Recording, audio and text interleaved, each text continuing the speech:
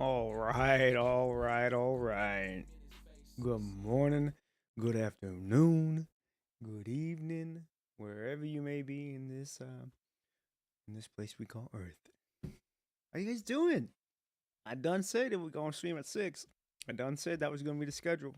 I showed up.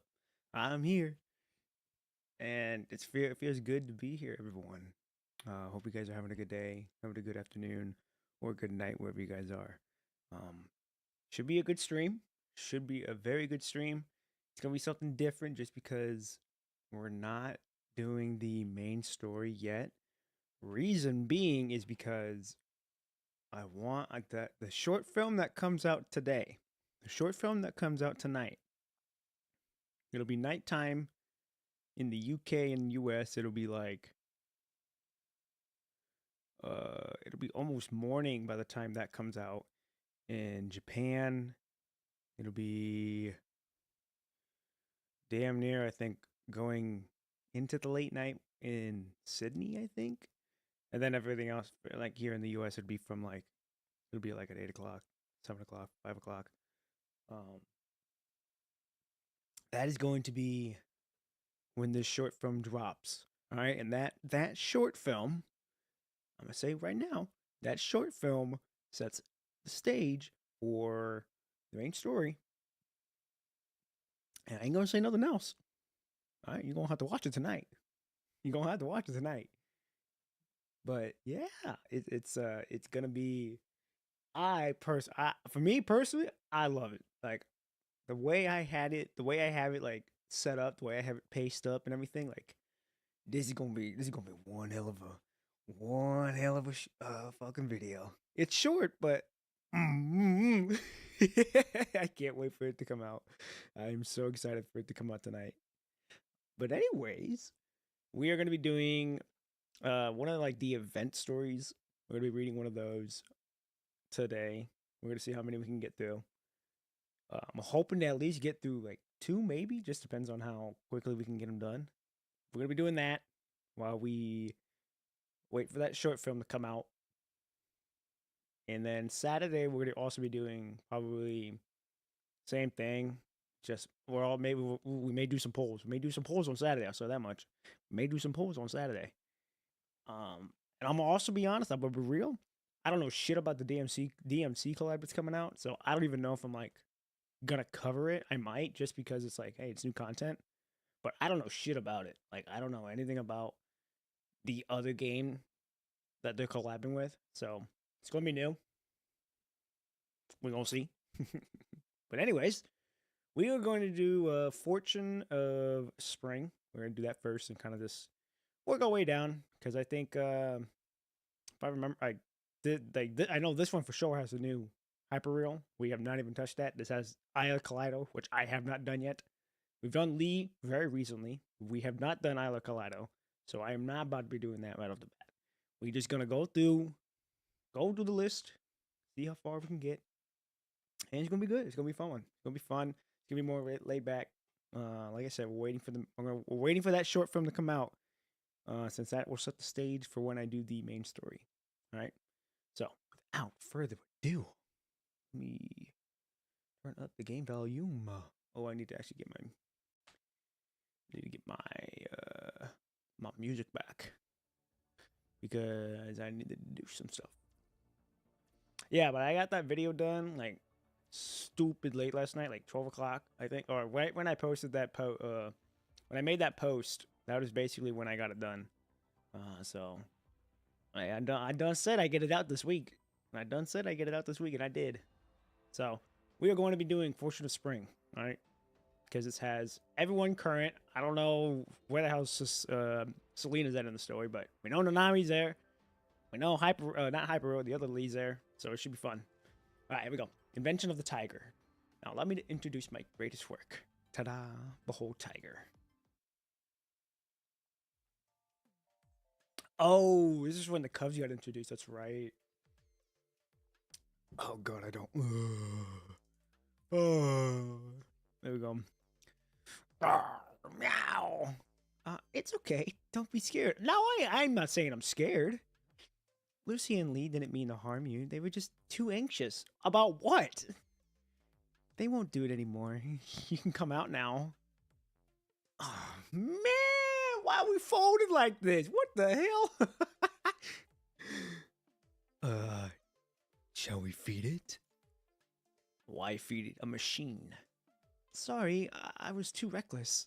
Man, they're not live to you. Fuck! A few minutes ago, with pale blue flames coming out of the tailpipe, the tiger head machine pounced at you. Lucia immediately took action. So that's why we freaked out. We fucking got hit with a goddamn cub. The outstanding ability of Plume allowed her to quickly get behind the machine. Her right hand slammed it down, carefully avoiding the machine's blade, ears, the tailpipe flames. Oh, okay. Meow. The tiger had sensed the threat quickly and quickly dived, barely avoiding Lucia's attack. But only ended up in Lee's trap, completely wrapped inside a blue tactical coat. Lee had not used any harsh methods, as he did not want to break the tiger's head.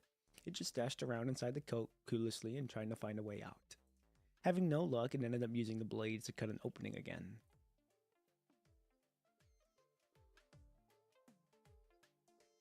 I want to say that's probably fine. I don't want to be too loud. The construct tactical coat weaved from special materials and did not stand a chance. The tiger's head soon broke free and hid under a chair. Meow. Amid a shaky, threatening sound. Seeing the machine's stance, Lee and Lucia stopped taking further action. I don't think it's going to attack Commandant. Felines often pounce at the person they are close to.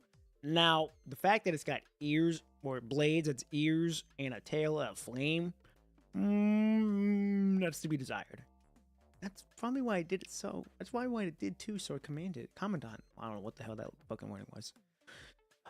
Even if it wasn't hostile, if it hit Commandant with the amount of momentum, Commandant would have spent tonight in the bed of Star of Life. Oh, well, that would... We don't want that. Seeing Lee and Lucia were still nearby, the tiger head made a shaky roar. It then moved a little further into the shadow under the chair. Oh, it's like an actual cat. It's scared. What do we do now? Now we're jumping up to the present moment. Okay, I see now. Meow. Roar. Despite Liv's calming words, the tiger's head machine has not let its guard down. It is no longer trying to run away, but still reluctant to get out of the shadows. I know you're the bravest. Come on now. Meow. Liv slowly gets back on her feet, looking a little sad. Sorry, I couldn't get it out. Oh man. Alright, I'll give it a try then. Sure. Good luck, Commandant. Thanks, Liv. Your encouraging words soothe the soul. You slowly squat down to the same level as the machine and look it in the eyes. Meow. Oh, God, dude. The tiger's head also moves slightly forward, trying to identify the new person. Commandant, try to calm it down. Be gentle. Thanks, Liv. Liv lowers her voice behind you, trying not to alert the tiger head. Now, I've had cats before, and I plan to get cats later down the road. There's some nice little buggers, but gotta treat them right. Let's see. Good, kitty. Come here. That's it. It hesitates a bit, then slowly flies out from under the chair. Meow! But soon makes another sharp noise after seeing Lucia and Lee standing nearby. When it realizes they have not taken any further action, it stops stepping back. Meow! The tiger head moves toward you with great caution, frequently turning away to watch Lucia and Lee's action. When it finally gets into a safe distance, it immediately leaps into your arms. Meow! The machine gladly rubs against your chest. Thankfully, the jet engine behind its head is not activated this time. Great! It likes Commandant. But why did Nanami send it here anyways? Oh, it was Nanami. I've checked the package. There is no message left. You pick up the machine to inspect it. It calmly allows your hand to move around its body. Meow, meow. Is it enjoying this? when you look right into its red eyes. Beep. Igress recognition passed. What other checks are there? Forget about them. Too much hassle. Identify. Confirm. Gray Raven Commandant. Pop and P. Thanks, Nanami. As red light scans through your pupils, you hear Nanami's voice from the machine. It's been a long time, Commandant. It has indeed. You have been on a journey. You see Nanami's hologram in the air. Surprise! The gift didn't come from the Science Council. It's me, Nanami. It's quite surprising in a way. The hologram is not real time, but a pre-recorded voice. So Nanami has not responded to the strange look you give her. Her speech continues. Now, allow me to introduce my greatest work. Ta-da! Behold! Tiger! Meow! Good. I like your spirit. You must have already found out the Tiger is a combat booster similar to Cubs. Oh, so it's... Wait, it's not a Cub? It's a what? It's a booster. The hell is a booster? What is it? Ah, Erican! I think that's how you say your name. Yeah. We are doing we're doing Fortune of Springs. We're doing one of the event stories. Since I figured it was time to actually get those started. Because one of the short film that's coming out tonight sets the stage for the main story. I ain't gonna say nothing else. But I am gonna say it's gonna be good. It's gonna be good. But I'm glad I'm streaming in the morning now. I feel a lot better. I feel more rejuvenated than, streaming like late at night like that. This is what I usually stream. This was my schedule: Tuesday, Thursday, and Saturdays, 6 to 9. When I was streaming on Twitch. But now we're on YouTube for a little bit. I want to see how it is. I think it will. The music. I'm gonna say the music gonna set the tone, but I ain't gonna say nothing else. Yeah, I was gonna say, like, I have the world clock on my phone, so I kind of like see like all the time zones where everyone's at. Like, I think London's like 1, yeah, like you said, 1. Tokyo's going into nighttime. Toronto's like an hour behind me, I think, and Mexico's, I think, 2 hours ahead of me. Where else am I thinking? Russia's like 8 hours ahead of me, I think. So it's a nice little sweet spot for everyone around the world. So it's like a nice little time for everything. But yeah, here we are. We're on YouTube now for a little bit. I want to see how it is and see if I rock with it more. There we go. But it can't transform yet, so don't use it for combat. What's it for then? If there's a chance, I'd like to make you a more powerful super tiger. Of course, tiger is more than just a cat. I put a lot of time and energy into it, and well, I shall cherish it then. This came back from uni and saw you were on, so I thought, yeah, hey, hope you do. Hope school's treating you good.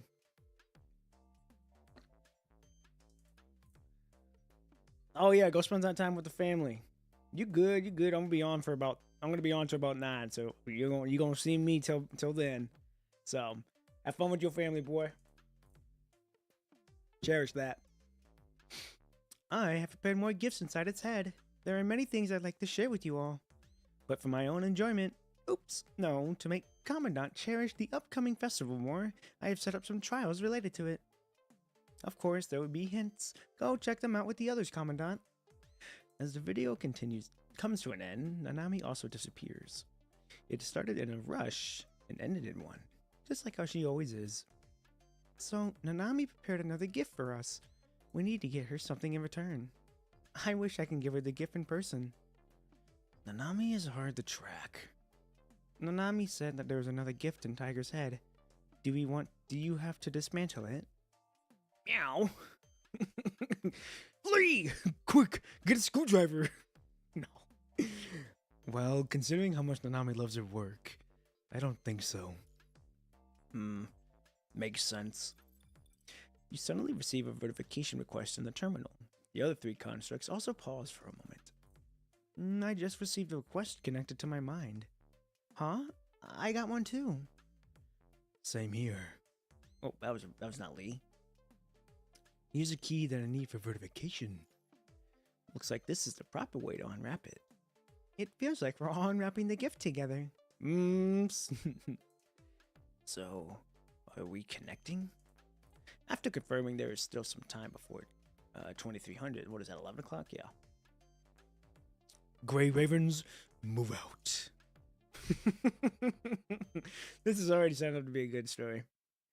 Only regular breathing sounds can be heard in the quiet Gray Raven lounge. Tiger twitches slightly on the table. Nanami's hologram shows up once again. She first glances at the three constructs leaning back in the chairs. Oh, is this the present, Nanami? You are sleeping so well. Then she looks at the only human in the room. Nanami rests her hand gently on the human's head. The hologram in her hand goes through the hair. Her hand cannot hold anything. Still, Nanami gently pats the human, as if the real her is here instead of an illusion. Commandant, make sure you work hard to find Nanami. I got you! Don't you fucking worry! I'm on a mission, and I will complete it. You promised me. I don't remember promising, but I said I would. I think I did make the promise, like, way in the earlier chapters, but I got you. The girl's hologram disappears once again. We got a mission now. Charm of the New World. I'm the artist living next door. You cannot see her. You cannot see her. Wait, you cannot see, hear, smell, or touch anything. But your thoughts have expanded beyond infinite distance. You feel like a speck of dust in space, or every single speck of space dust is you. As you roam around, you see a glow. Blinded by the blazing light, you squint your eyes and start to feel solid ground under your feet. But the impact makes you stumble, as if you have jumped from a great height. Someone grabs your arm. Oh, are you okay, Commandant? Can you stand? You hear Liv's worrying voice and realize she is holding your arm. You turn around and find Lucia and Lee are also on guard, glancing at you every now and then to confirm your situation. What the hell happened? Apart from Grey Raven, there is also many other people walking past. Most of them are casually dressed, while some have strange outfits like full-body armor or a latex suit. Apart from a few curious glances, they do not seem to be surprised by Grey Raven's sudden entrance. The buildings here look quite similar to your impression of Kowloon style. I'm fine. Where are we? It should be a virtual space, but the simulation of the city is near perfect. I can't find any obvious glitches. Of course, there are some weird things going on. You don't need Lee to remind you about the weirdness of this place. A lantern-shaped sun? And so many tigers flying in the sky. Many machines that look identical to Tiger are hovering in the air. Super special sale! The last sale before the new year! The speaker is broadcasting some advertisements. Nobody seems to be surprised at the unconventional scene. It seems to be just an ordinary sight. Excuse me, could you please let me through? Oh, sure. Huh? Oh! Is this the polar bear that Nanami, was rescued? What is it? Sorry, I was just a little shocked. The bionic machine left with a confused look. After careful observation, you realize there are also some constructs and other mechanoids among the crowd. Gun? Where have I heard that name before? Oh, how's the explanation of the new year relic dungeon going? Oh wait, this isn't... Huh? What are these names? Forget about it. We got owned. The opponent's level was too high. Want me to carry you tonight? We make a great duet. Maybe next time. I just want a peaceful life for now. Oh, wow. Okay, what the hell? We've got so many new unique characters. Have we got all the ingredients needed for tonight? All here, but I heard some of already adopted children will be coming back. Shall we prepare a bit more? Good point. Let's buy more fruits from Amos. Oh, these are Cow Wong people. What the hell? Ladies and gentlemen, boys and girls, come and have a look. The show's about to start. We'll bring back rocks on our chest. What? Booty boo? And da da da. The boo. Da. Master will not tolerate your actions. Just give up. Boo. Da. It's okay. It's New Year. Let's be happy. So this is New Year. I've seen a lot of things beyond my common sense, and Nanami's gift is, really something else. It's Nanami style, indeed. Grey Raven? Did someone else also enter this virtual space with us? No, that voice is... What are you doing here? Why so surprised? I'm not the artist. I'm the artist living next door. I even drew some portraits for you. All right, is this yours? Nozzle hands over a tiger-shaped machine. It's Tiger. Didn't know it also came with us. Ow. Don't lose it again. I need to buy the paint for New Year's painting. Got to go. Nozzle left after handing Tiger over to you. No conflicts, no threats. Even past enemies can become neighbors. Is this what Nanami wants to show us? Or is this her wish? Liv closes her eyes, trying to empathize with the creator of this space. She soon opens her eyes again, no longer anxious, and she actually sounds like she is looking forward to the new environment. This virtual space seems to be vast. Where should we go next? Nozzle said it lived next door, so we should have a place to live here. Let's head to the base Nanami prepared for us. I agree. Nanami said she would give us hints. What Nozzle said should be one of them. But we don't know the address. Look behind you. Lee points behind you. Behind you is a wooden road sign that is commonly seen in animation, but very out of place in the city of steel and concrete. There is a cartoonish arrow on it. Looks like this sign just showed up behind you, Commandant. It is probably one of the hints that Nanami left for us. Ow! Oh god. I like this so far. Oh, we actually get to fight?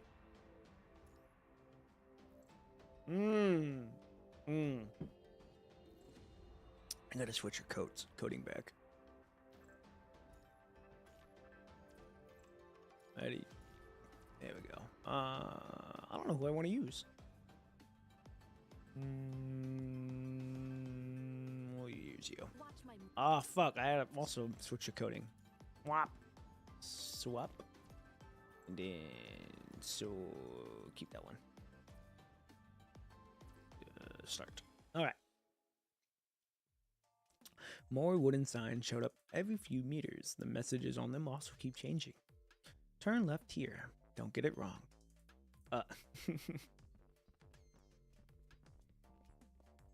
Red means stop. Green means go. Run. Now. Go straight and don't stop. There are a few twists and turns, but you follow the signs and manage to arrive at the destination safely. Welcome home. The walls are about 2 meters tall and are painted bright red. On top of the walls are blue bricks and tiles with complicated patterns. The 2 door panels are the common steel type, but are made in timber of beautiful patterns. Looks like we have arrived. It's a Kowloon style residence. New Year is one of the traditional Kowloon festivals. I'm not surprised. Huh? Is this incantation also a Kowloon tradition? Liv points to an inkish wash painting on the door. The painting is highly abstract and not limited by mere techniques, and it's full of emotions. No. I think it's us. Huh? Nanami once drew your portrait with a similar style, so you immediately recognize this painting. This is Lucia. Is that me? This is Lee. God, her smile, dog. And this is Liv. This must be Commandant then. Okay, hold on now. Why are you giving me that look?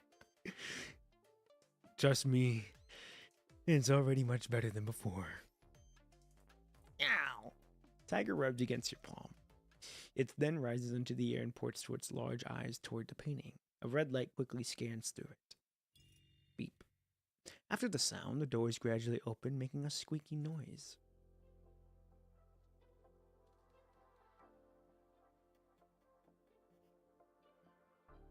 In front of you is a Kowloon style mansion. Ooh, we get to live in the suites. There are individual buildings on 4 sides of the vast mansion, which are connected through the corridors. The buildings are made from green bricks and tiles, decorated by a rock garden. In the center of a giant pagoda tree with a shiny marble table underneath it. At the entrance of the tree, the 3 constructs, equipment, and a broom. It's our equipment. I sense a battle coming. Meow, meow. Tiger, do you want us to go in? Meow, meow. God. Tiger urges you to cross the wood threshold. The moment you step into the yard, something happens. A lot of gray-black balls swarm out from all corners, wall corner, bricks, and tiles. Under the tree, they soon take up almost half the yard. Corrupted? No, I can't detect any punishing reaction on them. Liv, can I have an update on the surroundings? No radar signals outside the mansion. They only show up here.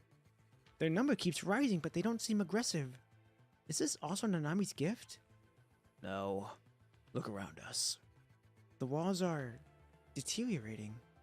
That tree is also withering. The more balls there are, the faster it dies. Let's get out of here just to be safe. The door is blocked?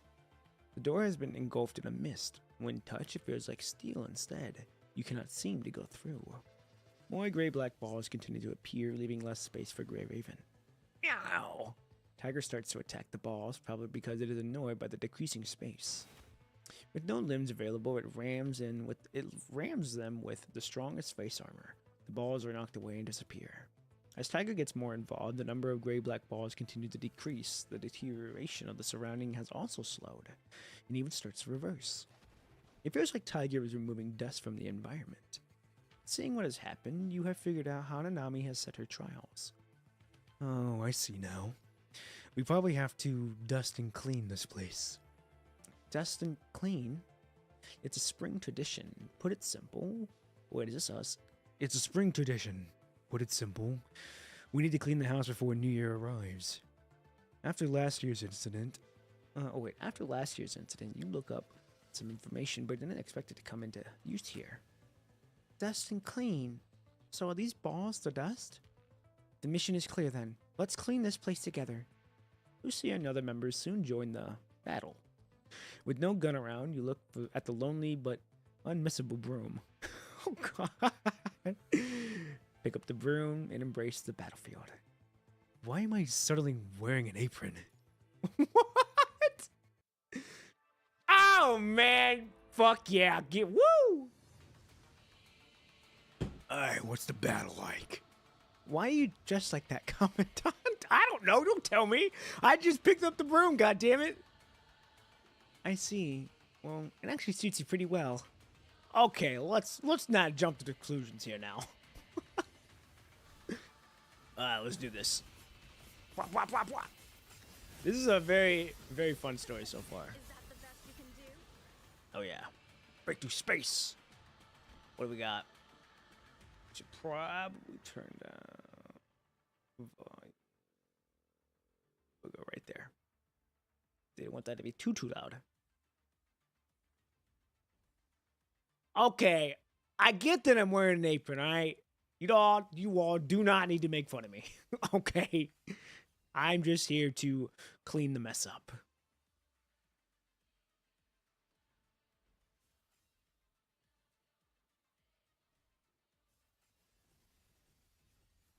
Nice.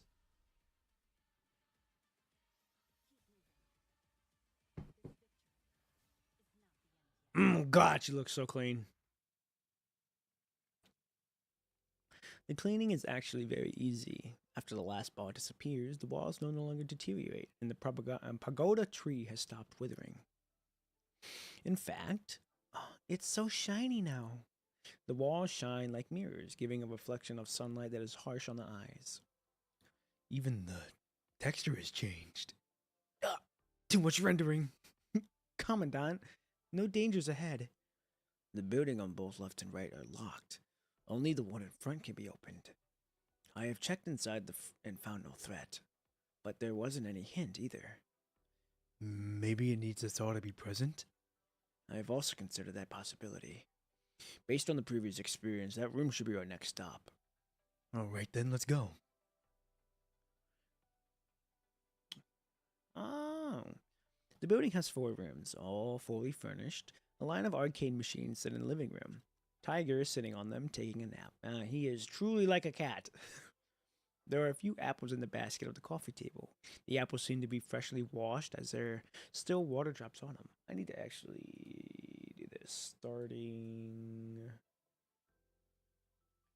fortune of memories, I think. I'll have to switch it whenever I get to the main title. Boom, boom. There we go. There are, we already read this part.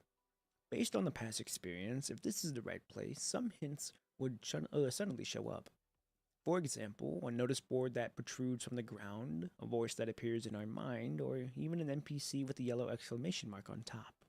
But none of them have happened. After everyone has entered the building, Tiger has not scanned anything but remained on the arcade, unwilling to get up. Fuck. Hold on, chat. Be right back. I gotta go deal with some stuff. The family needs me real quick. This shouldn't take long.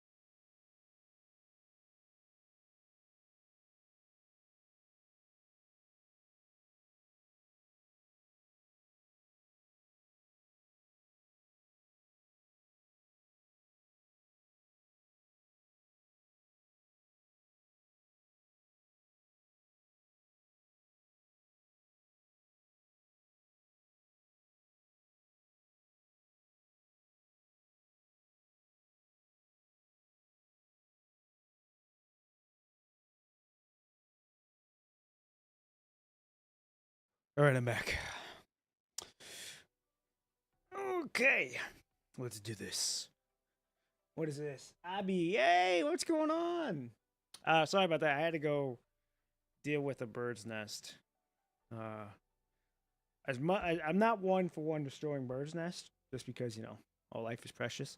However, when they start shitting on the concrete and all of that, especially in the front door where everyone likes to hang around, all that, it's not a fun thing. Thankfully, they were just getting started, so I was able to just kind of like shoo them away. But got to be able to do what you got to do, and I had to take care of it. So we're back though. My fault. We're here. Anyways, let's continue on. Severe stomach cramps hit you as you struggle to find any clue. You feel like all your internal organs have been emptied in the abdomen and were replaced with ice. It is a very familiar feeling that sometimes would take place during long-term combat missions. Also, we are doing one of the event stories. Don't remember the name of it. I'm gonna have to, once we're done with this one, I'm gonna look at it and then we're gonna put it in the title. But yeah, we just doing this. We more of a laid-back stream. This time we ain't doing the main story yet because the short film will be coming out tonight, and that's gonna set the stage for that. And I don't want to spoil nothing, but I'm just gonna say it's gonna be pretty good. It's gonna be a fun time. It's gonna be a good one. But let's get started back on this. A very familiar feeling that sometimes would take place during long-term combat missions. Grumble. Commandant, are you hungry? It is Nami's interference. You contributed a lot into the dust and clean operation, but the energy consumed should have not caused this situation. You hear another extended grumble, but not from your body. What? Lucia, too? Unlike your exaggerated response, Lucia just rests her hand on her abdomen. She looks confused. Okay. Oh, here we go. We're done. What's the name? Fortune of Spring. That's what it's called. Fortune of Spring.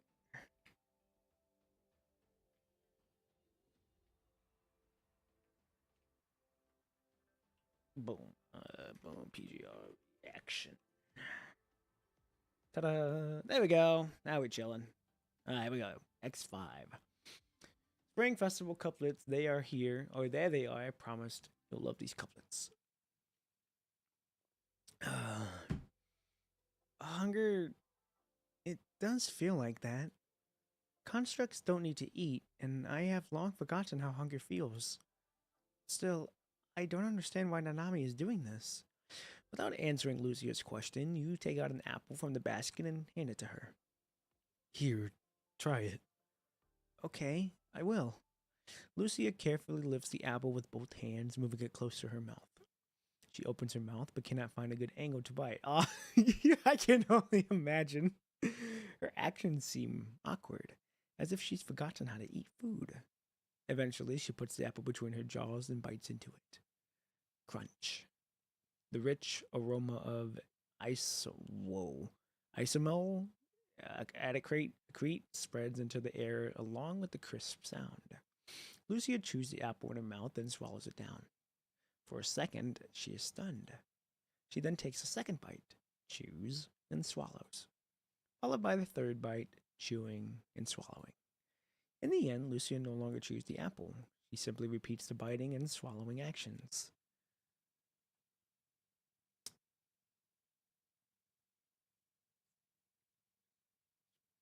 Yeah, hey, you all good? Hey, you all good? Hey, you got to do what you got to do. I'm glad that you were just able to stop by. Like I said, this is the first of many streams on YouTube, and at this time, so I'm sure you'll see me, and I'll see you plenty more times. So don't you worry. It's all good. It's all good.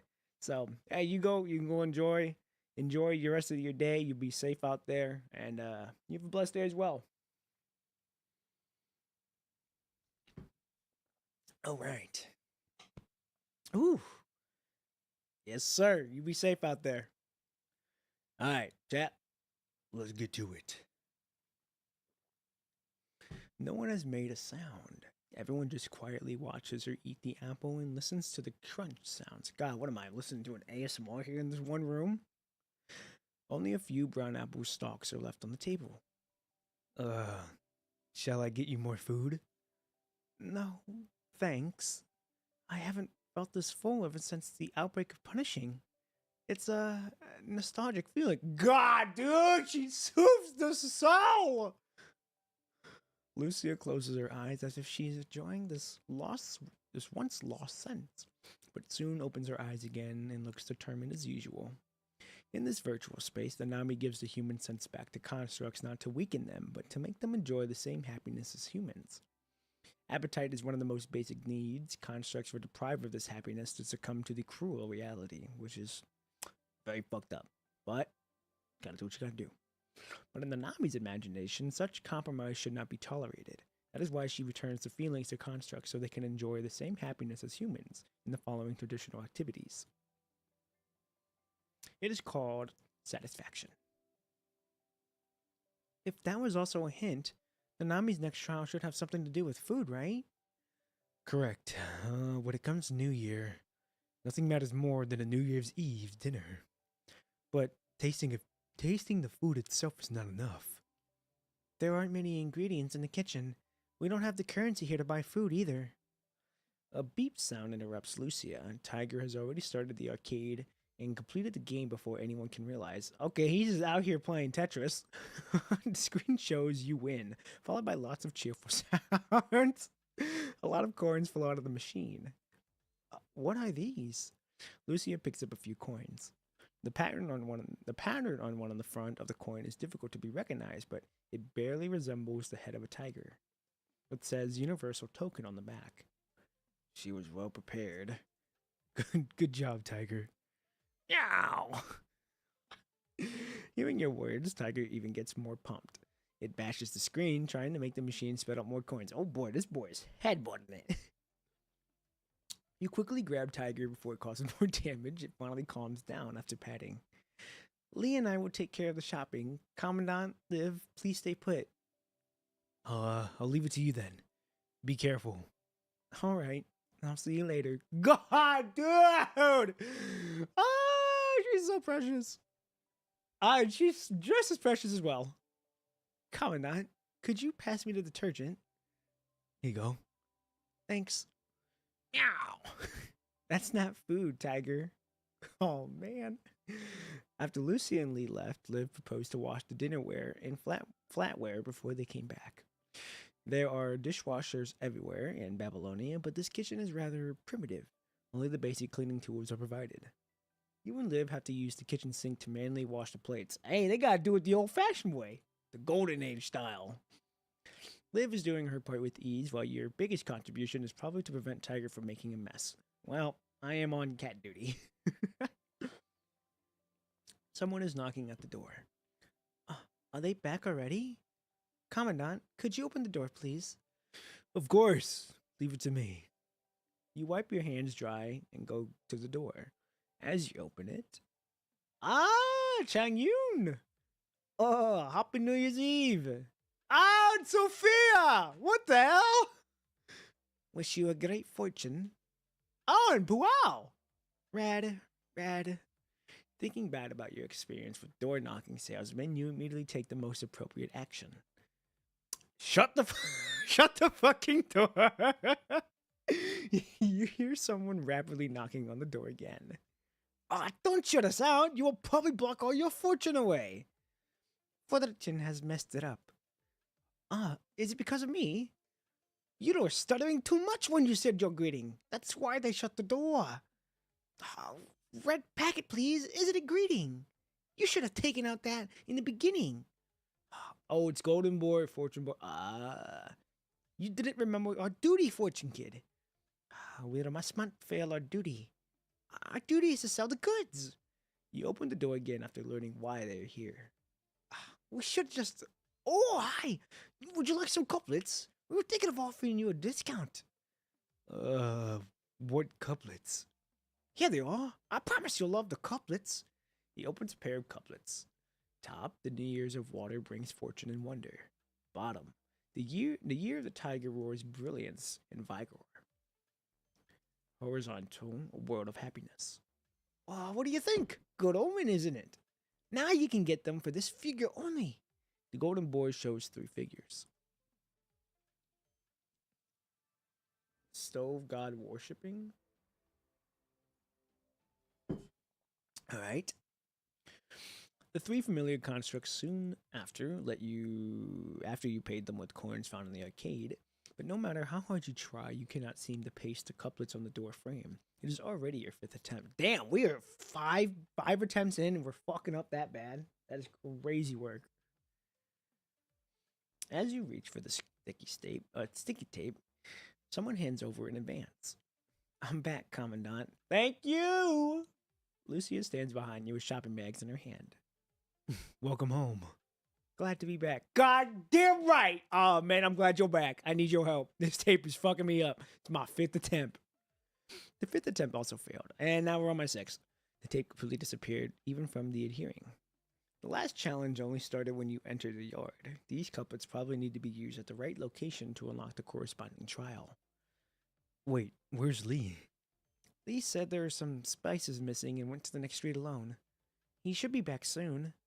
You put the couplets away and... Oh, I don't know why I was talking like that. And bring the ingredients inside the building. After telling Liv about the couplets and Lee's words, the three of you wait together for him to return. 4 hours later. Damn! I think I should go find him. I'll go with you. As they stand up, you hear the familiar knocking sound on the door. Knock, knock. Open the door. This guy was lost. Is he one of yours?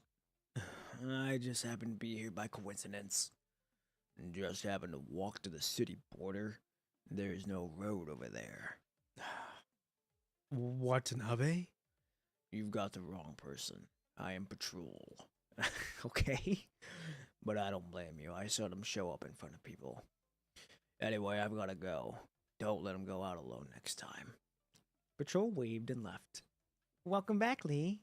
Welcome back, Lee. Where are those spices? I'll be right back. Lee must be tired after all that walking. I'll do it. Thank you, thank you, Liv. Lee, welcome back. Can we really leave this to Lucia? Oh, hell no. Is she cooking? Is she cooking? Is she cooking? After Liv came back, what happened there? Hold on. Oh, okay, we're chilling. Oh, God. I will take care of dinner.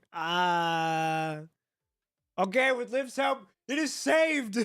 It's saved. Me too. Commandant, you can take a rest in the living room. The kitchen can't fit so many of us. Since Lucia has already said so, you can only let her do it. Before two of them enter the kitchen, you cannot help but open your mouth again.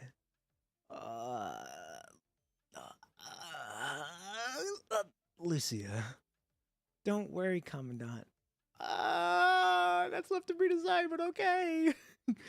I won't put too many spices like last time. I trust you. I trust you. I trust you. Please.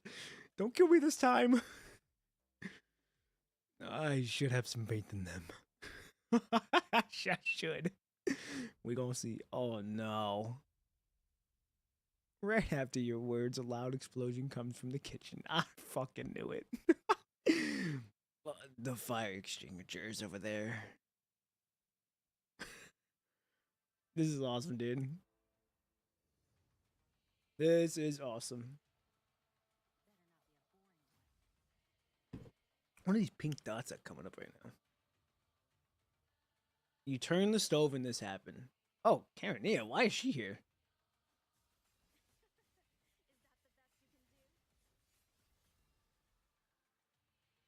Collect the ingredients. I'm guessing these are the ingredients. Collect all the food, taking the Karenina question mark. More food ingredients have arrived. Whap! Oh my god! Oh, it's her ult. Holy shit, she's just out here blaming everything. This is madness. Oh, now you're starved? What? Whap! Nice.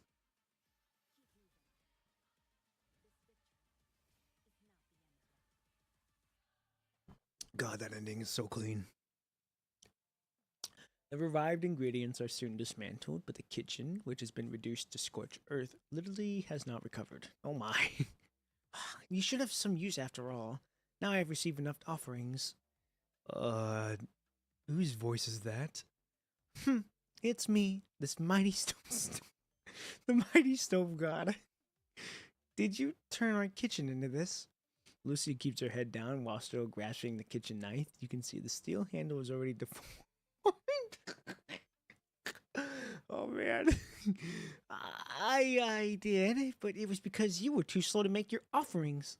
Today's the day to worship the kitchen god, don't you know? How am I going to return to the heaven without enough offerings? I can't even give you a score. The stove god probably has realized her mistake. Still, she is loud, but nowhere as arrogant as before. But that doesn't mean you can't just blow up her kitchen. You made a powerless compliment or complaint. Do you still have to pay the kitchen repair bills even in this space? I made a mistake with the strength of explosion. Without enough offering, I couldn't do a lot of things. I can't think properly when I'm hungry. Oh, you're hangry now. On the other hand, if I have received offerings, everything would be a piece of cake. Just now, you have provided enough offerings. I can do anything now. Can you restore our kitchen to what it once was? Of course! Are you underestimating me? Totolis. Not this one. Blow it all up! Not this one either. Oh boy.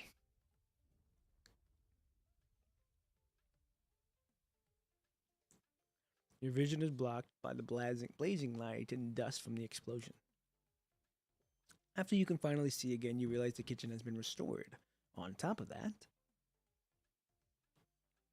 I can easily do this too. Take it as a bonus gift. The messed up ingredients have turned into many delicious dishes, still steaming hot. Crack. Lucia has crushed the handle of her knife. Oh, she passed. She wanted to cook. What? I mean, it saved her asses. Not being able to cook seemed to have a more adverse impact on her than the damage to the kitchen. I'm leaving. Do you have any other words for me? Thanks. I didn't stay for that. The stove god turns into light and disappears on the stovetop. Lucia makes a sigh, apparently disappointed. Don't be disappointed, Lucia. I'm sure your cooking would have been fine. It would have been fine. Alright, countless decorations. Let's switch it up now.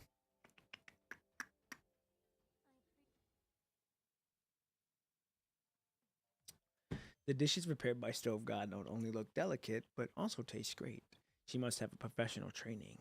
Even Lucia has stopped being gloomy and started tasting them while jotting down notes every now and then. Ah, she's taking notes. She's gonna be a good cook if she's taking them notes.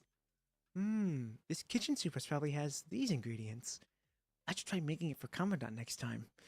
I will have faith in you if you're taking notes. Never thought I could live to experience this feeling again. When I was a child, my family used to eat together like this. I had a small appetite, but my mother always wanted me to eat more. I even threw a tantrum on her once because I couldn't finish my portion. I can imagine. I can't imagine a grumpy Liv. I was just a child back then. Right, Lucia, tell us about your childhood. Ooh!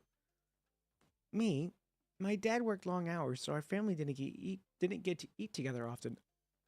But he never missed the important dates, like my birthday and Luna's. What about you, Lee? I was mostly watching Murray, so he couldn't put his food in my plate. He was often sick and never had good appetite, but he was sure a naughty one. So sometimes I had to play some tricks. You seem to be quite happy, dear Chief Commandant.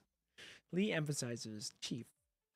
How about simming some of your legends? Right, I have never heard you talk about your childhood, Commandant. I will take note, Commandant. Oh boy. Meow!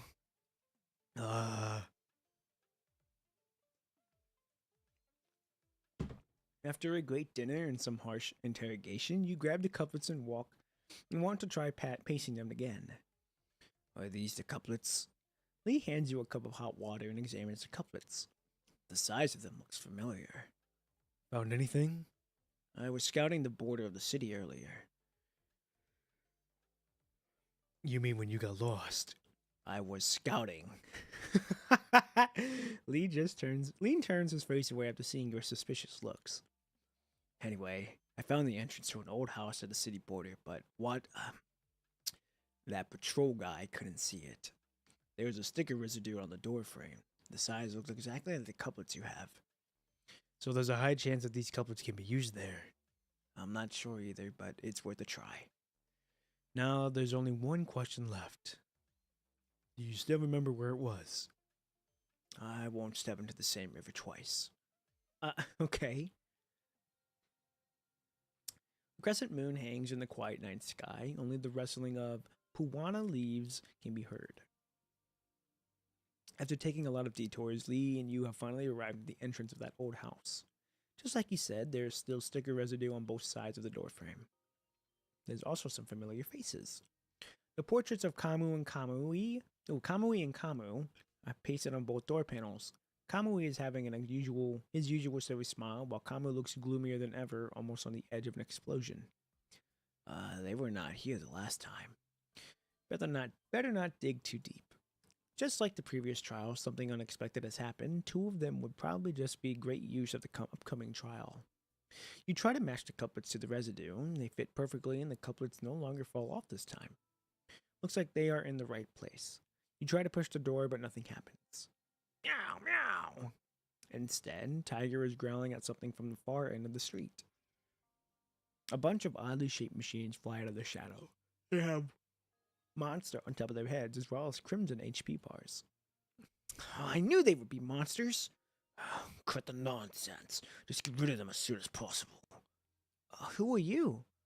Hello there, I'm Door God 1, the best performer in the security business. At your service 24/7, 365 days a year. Here's my best partner, Door God 2. Door God 1 wants to grab the shoulder of his best partner, but the latter completely ignores him and charges directly at the monsters.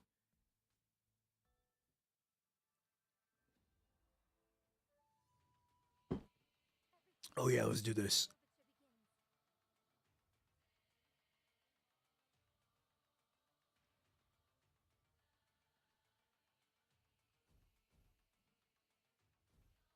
Okay. Oh! That dodge was gnarly.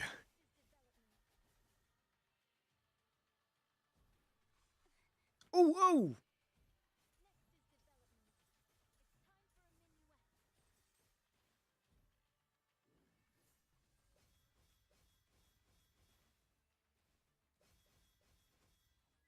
Bop. Boom. Oh, I'm stuck. I'm stuck. There we go.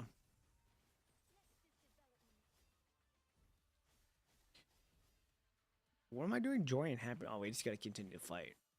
Bop, bop, bop.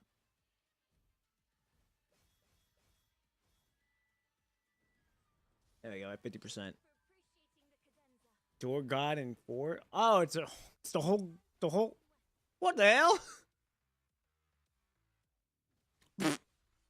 It's the whole strike team. What the hell? Okay.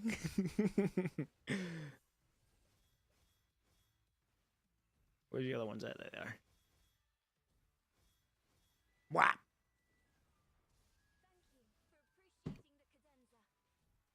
Oh yeah.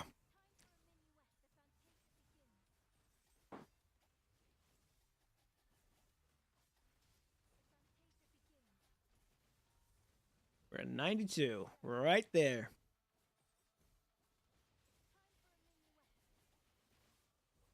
Is that all of it? There we go. We gotta roll. Oh, you're not dead yet. Now we can go. No, we cannot. We'll go to the door. Here we go.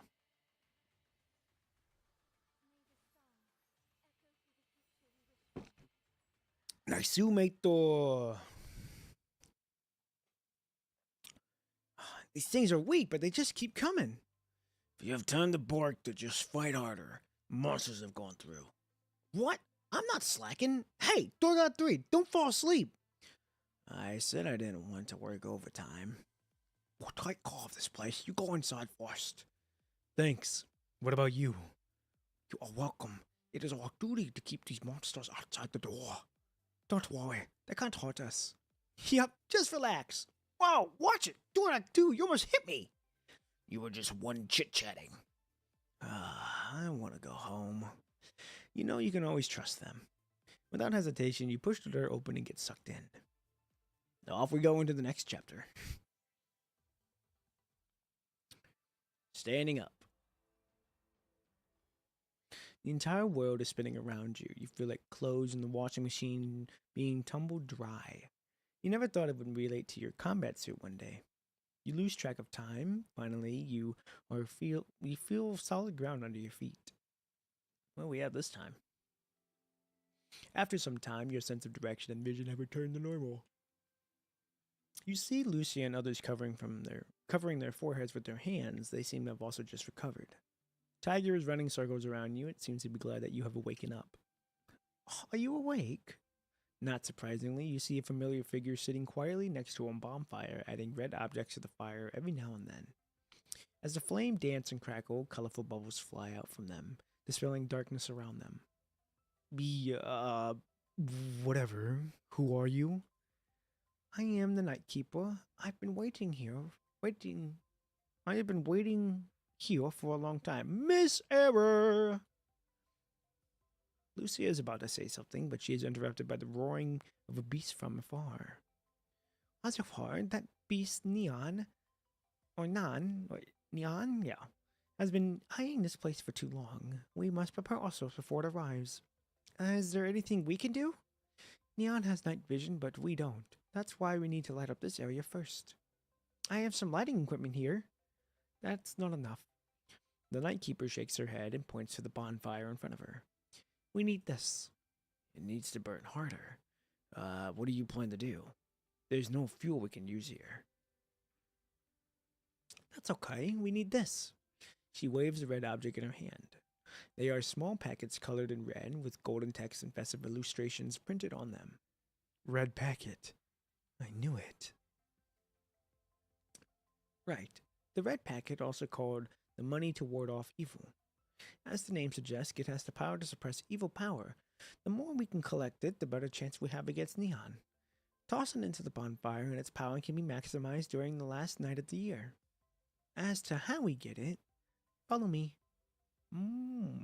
Okay.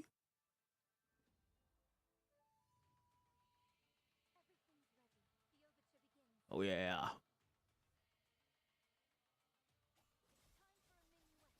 Oh, I should have brought my...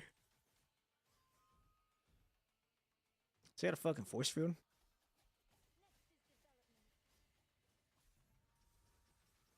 You gotta keep on attacking it. I should have brought... Yeah, I should have definitely brought...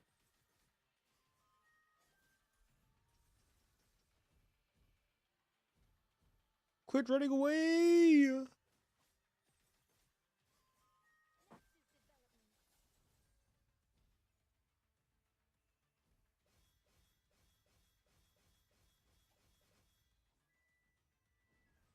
Bop!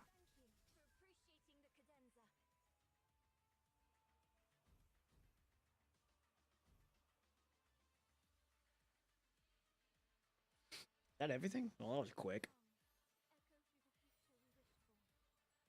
Bum, bum, bum, bum.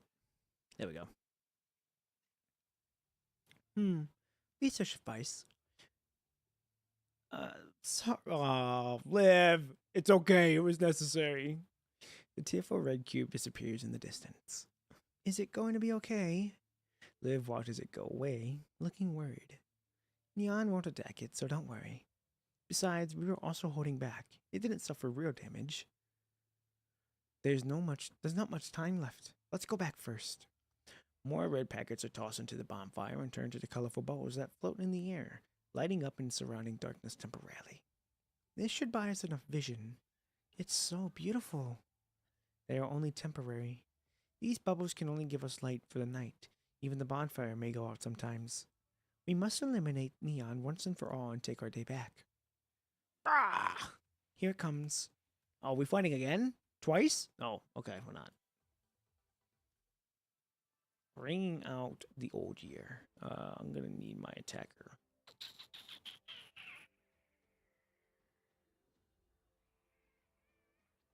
Are these everyone? No, this can't be everyone. Can it? No, we're chilling.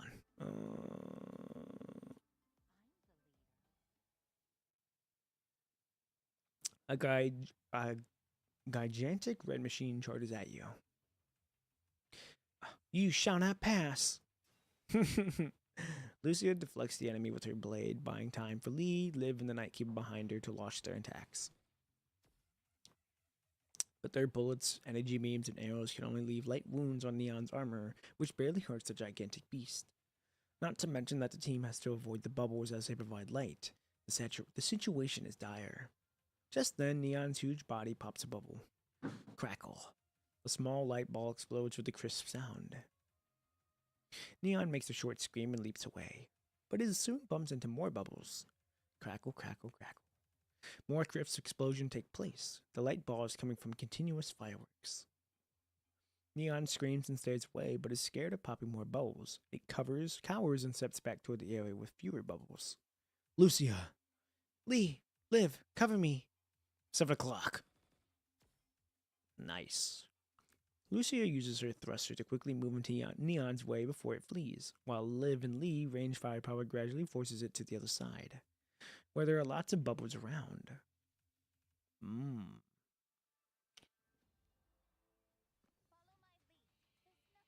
Oh yeah, let's do this.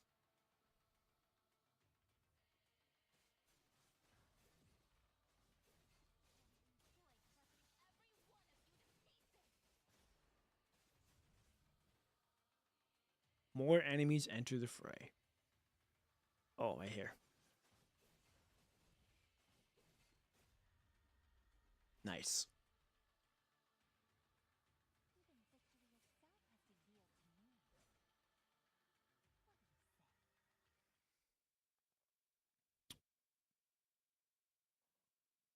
Neon makes. Where is. Hold up. Oh, that's not what I wanted. Oh. There we go. What happened to the chart? Interesting. Huh. Okay. Neon makes one last howl and collapses into the rainbow colors. Fireworks light up in the night sky, filling the surroundings with warm light. Neon has been defeated. Looks like we have another good year ahead. Thanks for your hard work. No problem, that's our job. What should we do next? We wait until the bell rings and the old year passed. As time goes by, the remaining bubbles begin to pop, lighting up the area. But such light is only momentary. Soon the surrounding darkness again, leaving only the bonfire burning unyieldly. The air also starts to get cold. You see white mist as you breathe. Please put this on. Why Polar Soldier? It is perfect for the cold environments like this, isn't it? Someone asked me to bring this to you, saying it could provide a little help for you to survive through the winter. We're not going to winter?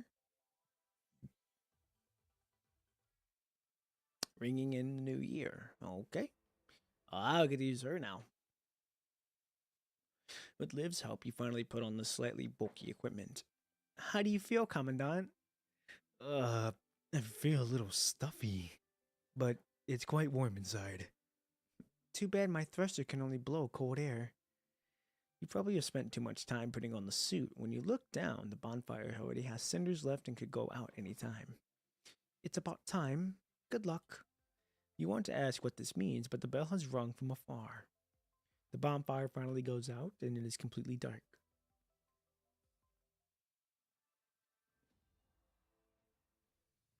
Fine Gray Raven? Turn on the volume and use headset for the best experience. Alright, I guess I'm putting on both of them.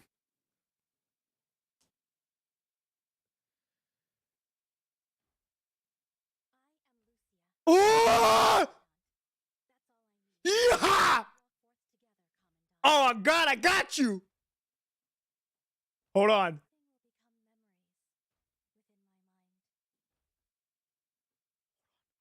Hold on, chat. Hold on. Oh, English voice act lines? Hello? I'm right here. No matter how many times, I will always choose the same. Come on! I'll be by your side. That is our promise. Swear to God it is! Hell yeah!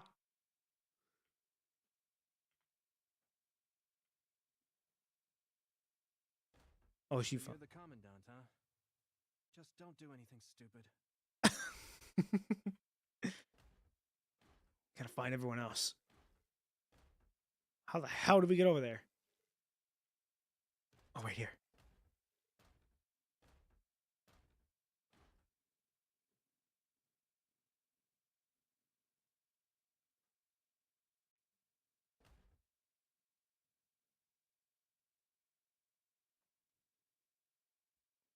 I don't need to get close. What are you looking at?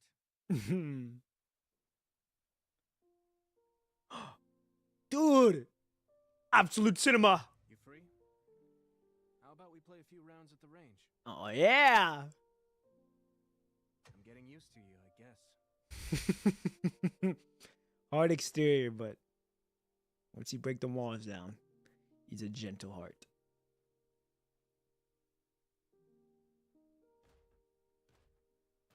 I just happened to be on duty today. I definitely was not waiting for you here. Don't worry, Lee. It's all good. Tell It me is. if you run into any trouble, don't just keep it all to yourself. Hey, that's you gotta stick to them words too. Oh, I missed. Wah! Dude. I'm This- not displeased that you want to get to know me better. Yeah. Come on. Ah! There you are, Lee. I found you.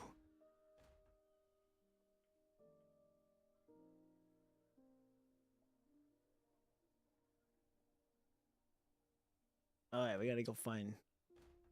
You gonna follow? Oh, he's gonna follow. Nice. Come on. Peace would come faster. Then we could go on a trip together. That would be so nice. Don't. That would be so nice. One day.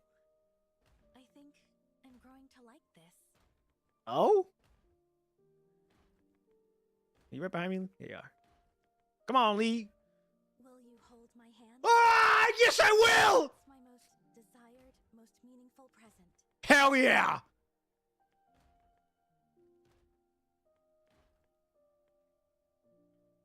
Okay, we gotta go find Liv.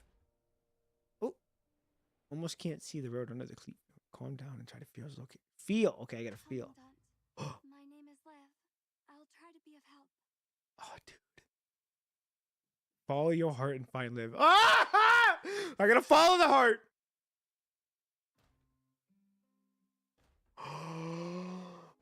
Ah, pure nostalgia! Commandant, make sure you eat at mealtimes, or else you'll have low blood sugar. Oh, man!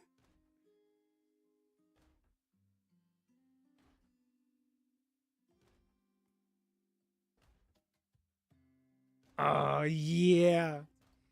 Can you tell me a little more about yourself? Have I been of any help? I'm training myself to get better at fighting. Oh, shit. Hold up, chat. I gotta close the doors.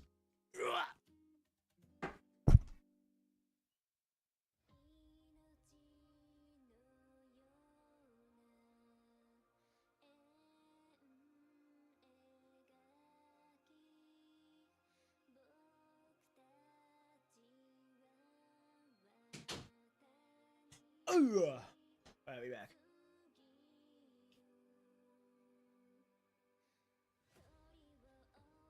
Hold on, Liv. I'm on the way. I'm on the way. You're so far away. What the hell? It pleases me to be on such intimate terms with you. Whoa, whoa, whoa.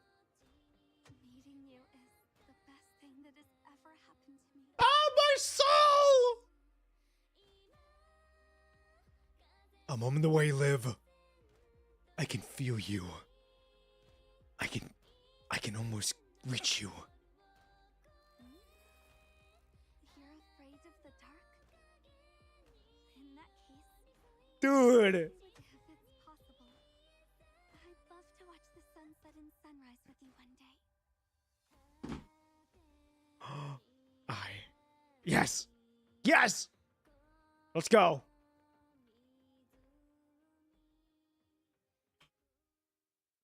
Leave? Gotta go this way. Come on, everybody! Why are you all not coming? What is this? Hold on. I need to find what that is. I'm not gonna be able to touch it. Well. Alright, let's roll.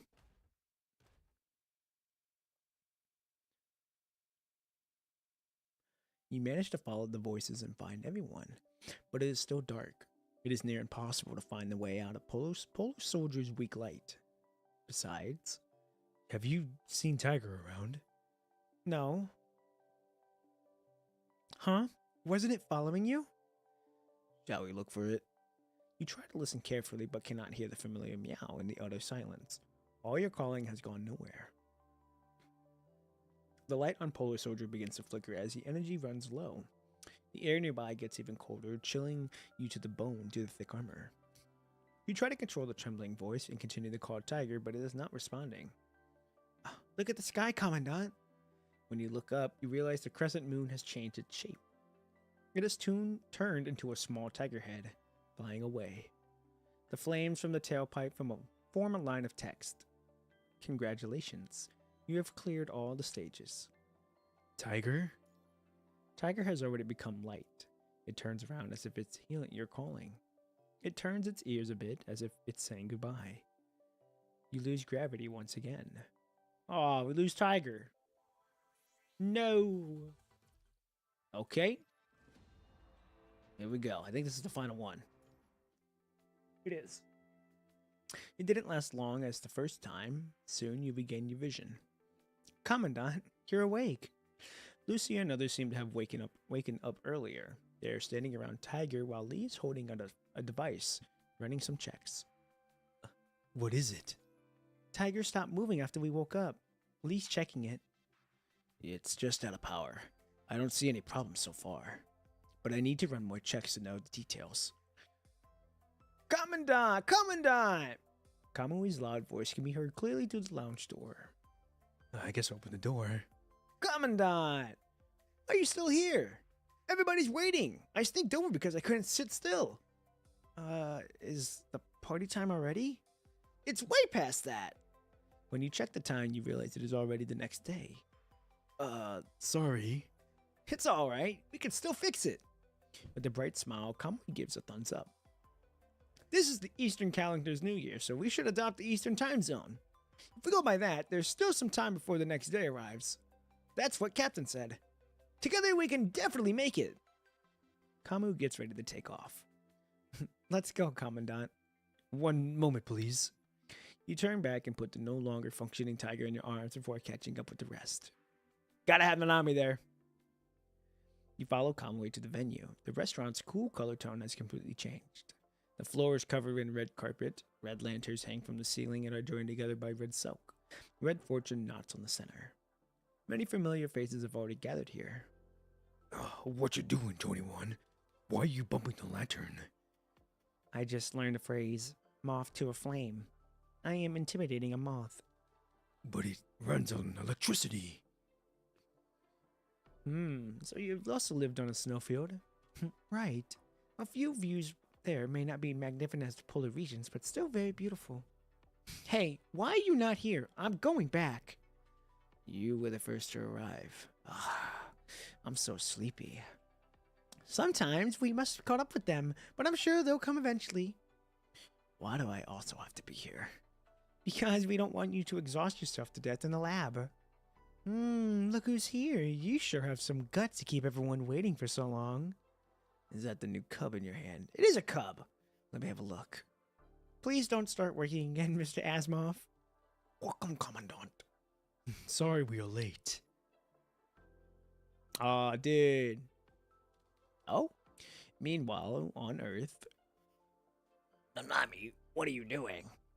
The girl is only waving at the sky and not responding. Rohachi pokes the giant bionic bear next to it. I'll leave it to you. I see. Na-na-mi. Rah! Ah! Oh, it's you, Martin. I thought it was a bear. But I am a bear. And I'm spacing out. Something on your mind? No, I was just saying hello to my friends in the sky. Friends in the sky? Oh, you mean Grey Raven? Not only them, there are many others too. Why don't you go up there then? You could have given them the gift in person. Because Rohachi and Martin are still here. I won't give up any side. I want all of you. Speaking of which, have you found what I need? Yes. Will this work? Of course. Nanami takes a few large scrolls of the red cupboard sheets that are almost as tall as her. She puts them next to some materials on the ground and starts working. Let me do this and that. Chugga chugga. Rohachi and Martin look at each other and tactically step back together. And hola, done. Rohachi, Martin, look. Why are you staying so far away? Because danger. What did you do this time? Oh, it's my super giga firecracker. Hey, why are you moving farther away? Why do you want to make this bomb? I mean firecracker. Because today is New Year. Can't celebrate it without firecrackers. Too bad, I only have materials for one. Then don't make it so big. Morton points at the firecracker next to Nanami. It is a red cylinder that is 1.5 times the height of Nanami and the diameter more than 2 times the width of Martin. Nobody knows how Nanami managed to make this humongous thing sit firmly on a soft, muddy ground. You still don't understand, Martin.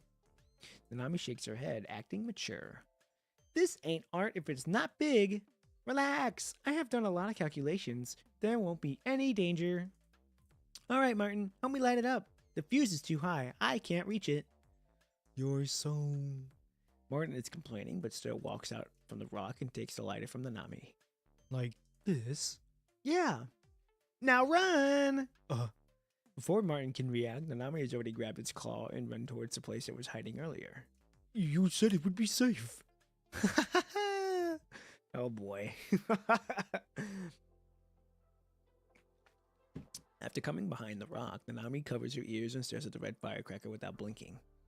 A long time has passed, but the deafening explosion is nowhere to be heard. Is it faulty? The gunpowder was left unattended for many years. Nanami lowers her head. Rohachi and Martin couldn't see her face in the night, but know she must be disappointed. Nanami. Swoosh. Martin is interrupted by a long swooshing noise from afar. Nanami only looks up to hearing the noise. Warm, gentle light shines upon the girl's cheeks. Is that the conservation area? As Rohachi speaks, another firecracker has climbed up to the sky in a different direction. It explodes into an orange flower. More fireworks near and far start to rise from different directions and locations. Some are brighter, some last longer, some are larger, and some are louder. They have painted a new chart of stars on the night canvas. Nanami's eyes are lit up by the dazzling sparks. The night sky is deepened by the universe, more brilliant than nebula and brighter than daylight. Ignite the path with light. Expel the winter with fire. The crackling sound of hymn to celebrate life and hope. Like ancient cities and the beacons to communicate with one another, the remaining humans on the land are launching the fireworks to announce the arrival of tomorrow on this special day. Bid farewell to the night and embrace the new dawn. If the sky is still dark, then ignite it. This mindset is probably what keeps humankind going forward no matter what obstacles they face. Happy New Year! Did you say something, Nanami? It's too noisy here. Speaking of which, can you smell something burnt? From behind. Ah! 3 of them quickly turn around and see the orange dot quickly flashing on the top of the Nanami's firecracker. Oh boy, that is the loudest explosion of the night. Martin and Rohachi can even feel the ground tremble. When Martin finally waves away the white smoke, it finds itself covered in red debris. Rohachi and Nanami are not any better. Nanami is even worse. Shredded red paper is all over her hair, her cheeks and darkened by ash. But her eyes are still bright and twinkling. Are you alright, Nanami? What were you saying just now? I'm fine. I was just saying Happy New. Actually, I changed my mind.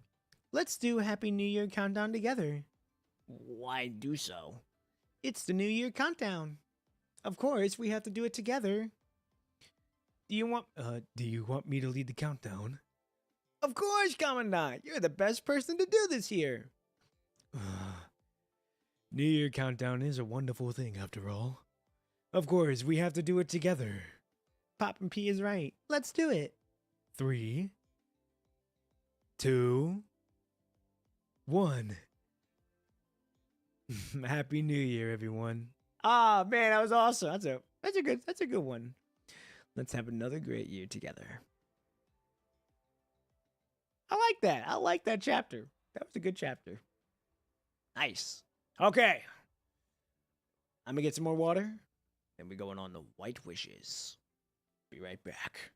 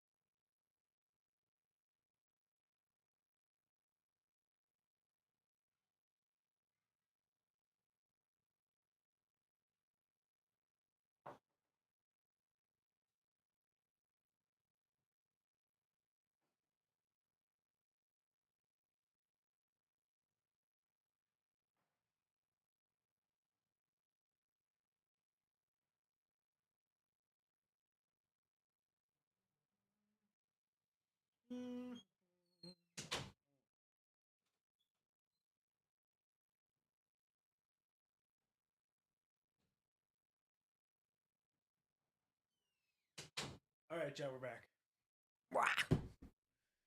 Ooh.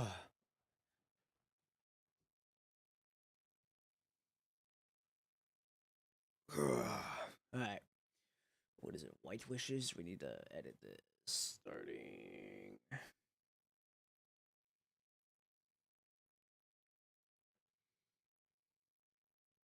White. Oh.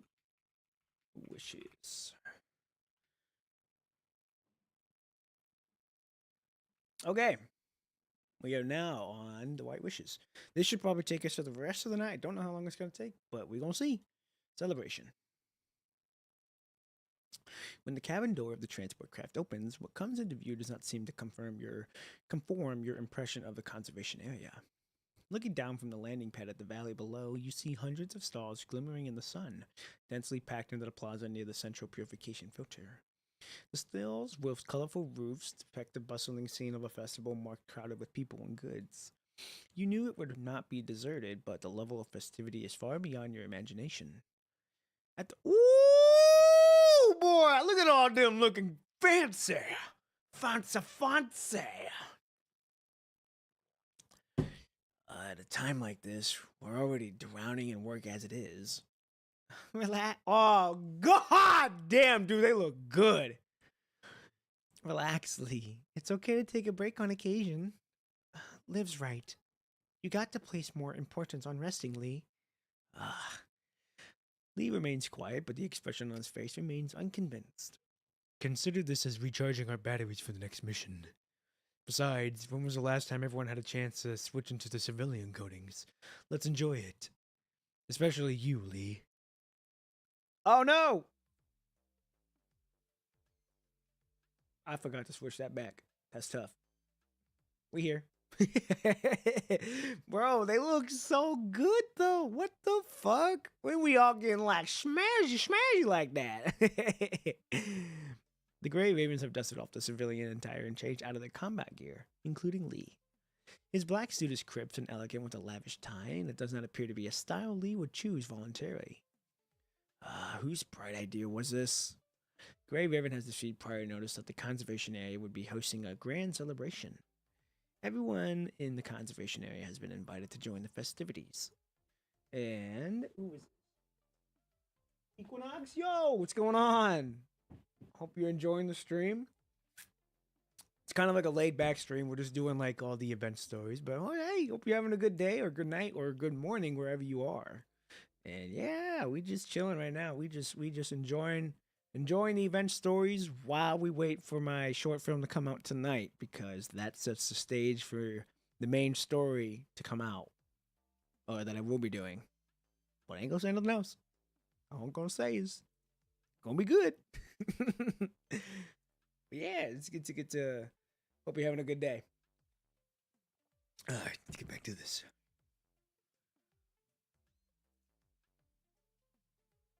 Wait, helping people get the Nightmare Gabriel co-op badges. Oh, there's a Nightmare Gabriel co-op. Oh, I didn't know that. Did not know that. Everyone at the end of the celebration, someone will be selected as the celebration star and receive a surprise gift. Since you happen to have the day off, you suggested taking Grey Raven to the celebration. Naturally, Liv and Lucia were still more than willing. As for Lee, though, he had no choice but to agree reluctantly at your persistence. I've never seen you wear that. Did you just get it made? Quite the opposite. I've had it for a long time. I originally had this coating made for a banquet prior to joining Grey Raven, but the venue was attacked, so I never had the opportunity to use it. I don't have anything suitable to wear for the holiday, so I dusted this off and made some minor modifications. Holiday? God, dude. She looks so good. Today is White Day. Long ago, there was only Valentine's Day in February for people to give each other's gifts like roses and chocolates to express their love. That is until the business in the Golden Age took a chance to create similar holidays to increase their profit margins. I remember Valentine's Day a long time ago. What followed became known as White Day in March, Black Day in April, and Rose Day in May. I don't remember any of these ones. Then there were holidays in June and July until every month had a special day for lovers to prepare for each other's gift. Recently, the brief period of peace and stability has brought a degree of abundance for the residents to share with each other. It doesn't matter which Valentine's Day it is, people see this day as a symbol, hoping that they will go from merely surviving to living. As such, gift plans were made in preparation for White Day. If I remember correctly, that's our first stop. Man! Liv points to a nearby building. It is an exhibition hall that has been built specifically for the celebration. People could apply for a booth in the exhibition hall in advance, which would serve as an important part of selecting their final celebration star. Having known this in advance, you had already applied for a stall. Liv, Lee, how are the preparations coming along? Me? I didn't prepare anything special. I just wanted to make people happy. Oh, you making me happy. Lee? This isn't my area of expertise. Don't have any lofty expectations. Don't have any lofty expectations from me. Me as well. I've never done anything like this. Well, there's a first for everything. Besides, this isn't a mission. Having fun is what is important most. You're right. No matter what, I think today will be a special memory. Overcome by the festive atmosphere, Liv seems to be in high spirits. All right. Our goal is to be number one. Understood. I'll give it my all. What are you giving me that pouty face look for? It's not that serious, Lucia. Relax, Lucia. Relax. Let's get going. It's about to start. Let's go. This is gonna be fun. All right, here we go. Number 2, star ticket. Inside the exhibition hall. Despite the shady exterior, the residents have decorated the interior of the temporary erected building of the base extent of their abilities. All kinds of colored lights and ribbons hang from the rafters, wood panels pave the floor, and various flowers and plants are placed in every corner. You can tell that people have high expectations for the celebration. With activities in the exhibition as the highlight of the day, many people eagerly visit the stalls one after another. Is everyone here hoping to be the celebration star? Lucia carefully observes the crowd as if sizing up the competition. Aside from the stall owners, most of the visitors are children. Their eyes are beaming with excitement and curiosity. She notices the twinkling stars in their hands. Those are what the stall owners are aiming for. The stars cut from the scraps of aluminum foil and are referred to as star tickets. They are how Celebration Star is chosen. Whoever collects the most of these special silver stars during today's celebration will be elected as the Celebration Star and receive a prize prepared by everyone in the conservation area. Most of the booths in the exhibition hall were prepared for children in the conversation area. Children can select their favorite booths to give them star tickets. Therefore, the biggest theme for this event is making the children happy, so the stall owners will be given their stars. Even though this has nothing to do with White Day. I see now. After careful observation, you see numerous booth and carnival games suited for 2 players so that both couples and groups of children can enjoy themselves. You're seriously interested in playing those games? Let's go to our booth first, though. You point to a spot in the exhibition hall where the 4 white circles are marked with chalk, and the names of gray ravens are written on the edges. Did you prepare anything, Commandant? You could say that. Your heart sinks a little at the thought. After all, you didn't have much free time and energy to rehearse. It'll be okay. After all, you said having fun is what counts, right? Then let's get started. Ah, man, bro! Ow! As time goes on, Gray Raven's performance brings a drawl of crowd. Lucia performs as a blade dance. Without any background music, only the noises of the venue can be heard. Can be her accompaniment. What? Accompaniment. I think that's how you say it. Her bold yet beautiful movement is like a feather dropped by a passing bird. Her blade technique is as fine and beautiful as ever. Her coding flows fluently and nimbly, reflecting her heroism. As several children step forward to see Lucia's blade more clearly, she slows her movements while keeping the safe distance from them. Oh yeah, we're about to rein him in, boy, rein him in! As for Liv's performance, a young man came to a city where... Oh wait, that's her. A young man came to a city where its golden apple trees no longer bore fruit. He told the citizens if you drive away the mice that grow at the roots, you can once again have harvest golden apples. Hearing this, the citizen gave them lots of treasure as a reward. The young man had approached the fountain, which had run dry. The guards asked for his help, to which he responded, if you drive away those toads beneath the stones, the fountain will once again flow with water. Hearing this, the guards were very grateful to him and gave 2 donkey loads with gold. Finally, the young man returned home. When his wife saw him and heard of his great deeds, her happiness was to the moon and back. From then on, they lived happily ever after. Sitting together with the children, Liv softly tells them a sweet fairy tale. Unafraid of her, the little girl leans on her lap like a chick to its mother, letting Liv gently stroke her hair. Dude, oh man! The children quietly wait for the next story, which seems at odds with the bustling venue.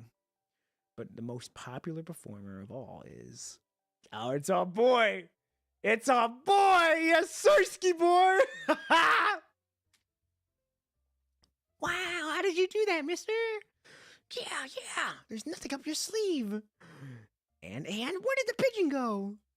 Do it again, I want to see you fly out again. Watch closely now. First, Lee shows everyone the empty hat. Then he reaches into his hand into the hat. Then suddenly, colorful ribbons and playing cards burst out from the hat. He snaps his finger again, and a small cloud of smoke bursts from his fingertips. The playing cards pass through the smoke and turn into candy as they fall to the ground. As the children race to pick up the candy, Lee appears to relax a little. I'll look away real quick. Right as you think that their performance seems to be a hit with the crowd, you feel someone tugging at your clothes. What are you performing? Perhaps she is curious to why you have only been standing in the corner, or maybe the Gray Raven's wonderful performance has raised her expectations. Either way, the girl's eyes beam with anticipation as she pulls at your clothes. Oh boy. Oh yeah, it's showtime. After you finish performing, the performance from Lee and the others also gradually come to an end. Well, here, take this. Don't. Oh man, we fumbled hard. We fumbled pretty bad. The little girl shakes her hand in encouragement before putting 3-star tickets in your hand. The others look over. How many stars did you get? I only have 17. I'm sorry, I didn't think it's a lot. Man! I got 22. It's okay, Liv. We're a team. Our stars will be counted together. 45. With such an amazing performance, you are not surprised Lee is able to get so many tickets. Commandant? Yeah. You open your hand, revealing your star tickets. 3. Huh? Lucia is speechless as if completely caught by surprise. Maybe. Man, dude, I shit the bed hard. Fuck! Your dance was too abstract for the children to really understand it. What were we doing? Breakdancing? I thought your dance was wonderful, Commandant. Thank you for the reassurance. It showed both strength and practicality. The final part where you were crawling, controlling your body was impeccable. We had to be breakdancing. We had to be. I wouldn't exactly call that dancing. Anyway, enough about that. Has everyone thought about where to go to next? Yes, I want to check out that market. Looks like there are more events for us to earn star tickets. Liv? Oh, me? I'm not sure yet. In terms of efficiency, splitting up is the fastest way to obtain more star tickets. Choose whichever event best suits you. Even then, just walking around and checking out the celebration is okay too, you know. The Commandant is right. How about we just take a break? All right, let's set a time to meet back up. Enjoy the celebration until then. Dude, this is fucking awesome. Oh shit, we have multiple. Oh, these are okay. Let's do number 3. Find the hidden bolts with Lee. Oh, so these are all like nope. Okay, let's do this one then. Dude, he looked clean. Why are you coming with me? A scavenger hunt seems fun. Oh wait, a scavenger hunt seems fun. After setting a time to meet up, Lee decides to go to the scavenger hunt held throughout the venue. According to the introduction, first place wins a bunch of star tickets. Also, it says they recommend teams of 2. You point at the flyer. I can do it by myself. But this game requires a good sense of direction. Shut up. If you're going to join me, then we have to get first place. Oh, you betcha. Without saying another word, you and Lee walk to the registration area. After arriving at the event area, the staff hands you a flyer with a list of rules for the scavenger hunt. Looking for mechanical parts, sensors. Pretty creative. Well, then let's choose the hardest one. You offer no objection. Since the teams of 2 are allowed to participate, your bonds as Grey Raven will be essential to winning. Right as you're about to plot your course, you hear someone greeting you from behind. Oh, Grey Raven! Turning around, you see members of the engineering force stationed here in the conservation area. With the reputation of Grey Raven, it is no surprise you are recognized even after changing your attire. Hello. Is your team on a mission? We're on a holiday. Oh, of course, there hasn't been many corrupted activity nearby lately. The celebration sure is full of excitement. I haven't seen the people here this happy in a long time. Are you guys participating in the scavenger hunt? I wouldn't bother if I were you. With how long the engineering force has been stationed here, we know this place inside and out. Need I say any more? I like a challenge. Then how about a friendly competition? Beating Grey Raven will be sure to get us some clout back home. You're on. Raising the stakes has surely made this game interesting. The difficulty of this game is not only in finding the small parts, but also telling them apart from similar components. However, when it comes to knowledge and machine parts, almost everyone in the engineering force is an expert. I'll carry the sensor and the transmitter to your terminal. You'll be responsible for finding the right location. But Grey Raven has their expert too. Leave it to me. Oh yeah. Oh yeah.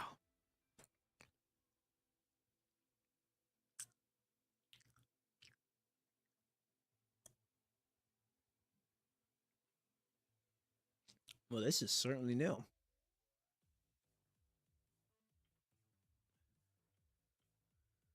Okay, find the bolts.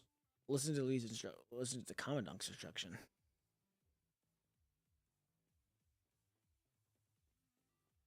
Ah, okay.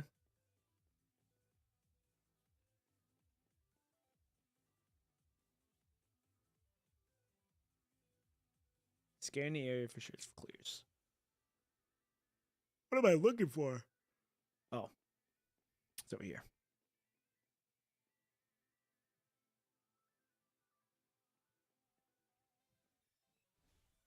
Signal tracking. Follow the data to reduce what? Oh, it's over here.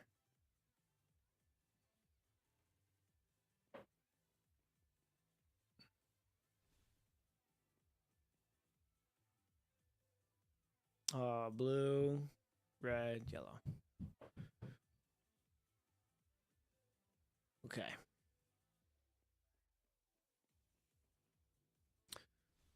Oh yeah, I like a little scavenger hunt. We gotta keep going though.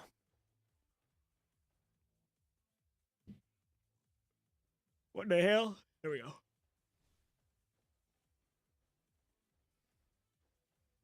Just keep moving. Just keep moving. Oh, we can't get it. Looks like the prize quiz. Okay, we gotta speak with the quiz bot.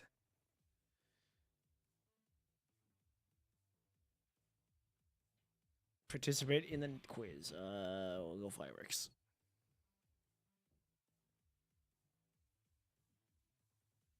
Okay.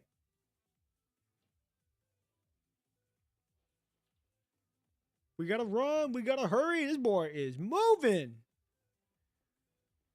This dude's out here. Hold on. No, now we're catching up to him.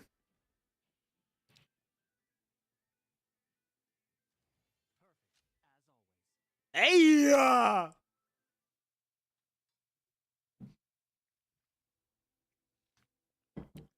This is the last one. Your team's strategy of maintaining constant communication seems to be almost on par with the engineering force, even with the help of their thrusters. Only one component remains. Oh, sorry, lady, but we found it too. Ignore them, Lee. One of the other constructs stays behind and blocks Lee for a few seconds, giving the other construct a chance to slip by on the other side of the cliff using the thrusters.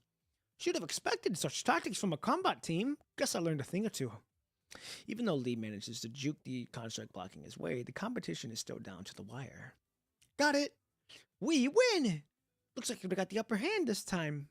After grabbing the last part, the construct returns to her companion's side. She extends her hand in a gesture of sportsmanship. Ah, who wouldn't have the upper hand with anti-gravity thrusters? Lee's response carries a sarcastic undertone, but he still shakes his hand with his opponent in a friendly gesture. That was nice. We may have lost, but hey, that's alright. We lost. You feel slightly annoyed with the other team for using high-speed support devices. After all, the organizers probably didn't anticipate anyone going out of the bounds and bypassing the side of the cliff. You feel helpless against their exploitation of a loophole. It's not over yet. Oh. We had to differentiate which one was right, which one was wrong. Oh, hold on. Didn't we get the last boat? Why does it look like the other parts? Did you mess up? Oh, how's that possible? Would you have messed up? Praised for the explanation by the organizer staff, the constructs share looks of dismay. They repeatedly check the objects on the table only to realize they accidentally grabbed a duplicate bolt. Could it be? At that moment, Lee hands in the items you have collected. Surely enough, the last part lies in his palm. Looks like I still have a trick up my sleeve from playing magician all day. When you shook their hands? Correct. You weren't participating beforehand, were you? You seem a little too good at that. I just have quick hands. Boy got them cat-like reflexes. After leaving his signature code at the end of your report last today, Lee closes the hollow screen. After rubbing against the center of his brow, he clenches his fist, shaking his wrist, and opens his fingers. An intricate robot instantly appears in the palm of his hand. Lee opens a drawer stuffed with parts, ribbons, playing cards, and small robots of various shapes and puts it in. He then casually picks up the paper in front of him, holds it by the edge, and folds it several times. The celebration flag becomes an intricate origami rose. Looking at the time, he furrows his eyebrows and quickly unfolds the paper with blistering speed. Folding it again, but this time faster, he checks his time. He then puts the rose in the drawer. After moving the stiff joints, he takes out a bottle of lubricant and rubs his hands. All that remains is... Huh. Interesting. Oh, okay. 4, 5. Okay. We still have 6, but we gotta get this one done. Here we go. The celebration is nearing its end, but people are still brimming with excitement. The vibe in the market continues to become more lively. The vibrant lights along the winding streets and alleys are like fireflies along the riverside at night, complementing the glorious sky above. Having been brewing all day, the atmosphere of White Day has finally reached its climax. Food, handicrafts, daily necessities, countless stalls are lined up in a row in a dazzling display. Although neither of the quality nor the quantity holds a candle to Babylonia, their rugged and primitive nature, made with humble and genuine attitude, is uniquely their own. People even earn a number of star tickets while shopping in the market. Organizers have gone through a painstaking effort to bring festivity to the celebration. Even at a time like this, the streets are still lined with street performers or people setting up street side games. Of course, interacting with them or playing games will also reward star tickets. Oh, come on, don't miss the show. Step right up, 3 balls, 2 bowls, and 1 chopstick. Just 1 star to put your eyes to the test. A loud hooting and hauling comes from a vendor off in the distance. He's a man from Kowloon dressed in a street magician. These are 2 broken porcelain bowls, 3 plastic balls, and a chopstick in front of his stall. A big man stands opposed him, surrounded by a crowd of onlookers. The magician covers the balls with the broken bowls, grabs the chopsticks, and gently taps the bowls with a shake of his wrist. The ball is in his hand, disappears. Oh, 1 on 2 on the right, 1 on the left. It must be the right. I saw it. Magician lifts his bowls, revealing the exact opposite of the man's guess. There is only 1 ball in the right bowl, while the other 2 rest quietly in the left bowl. Oh, how did you do that? Unfortunately, dear customer, you guessed wrong. The star ticket is mine. After all, several eager people step forward to challenge the magician, but none of them guess right.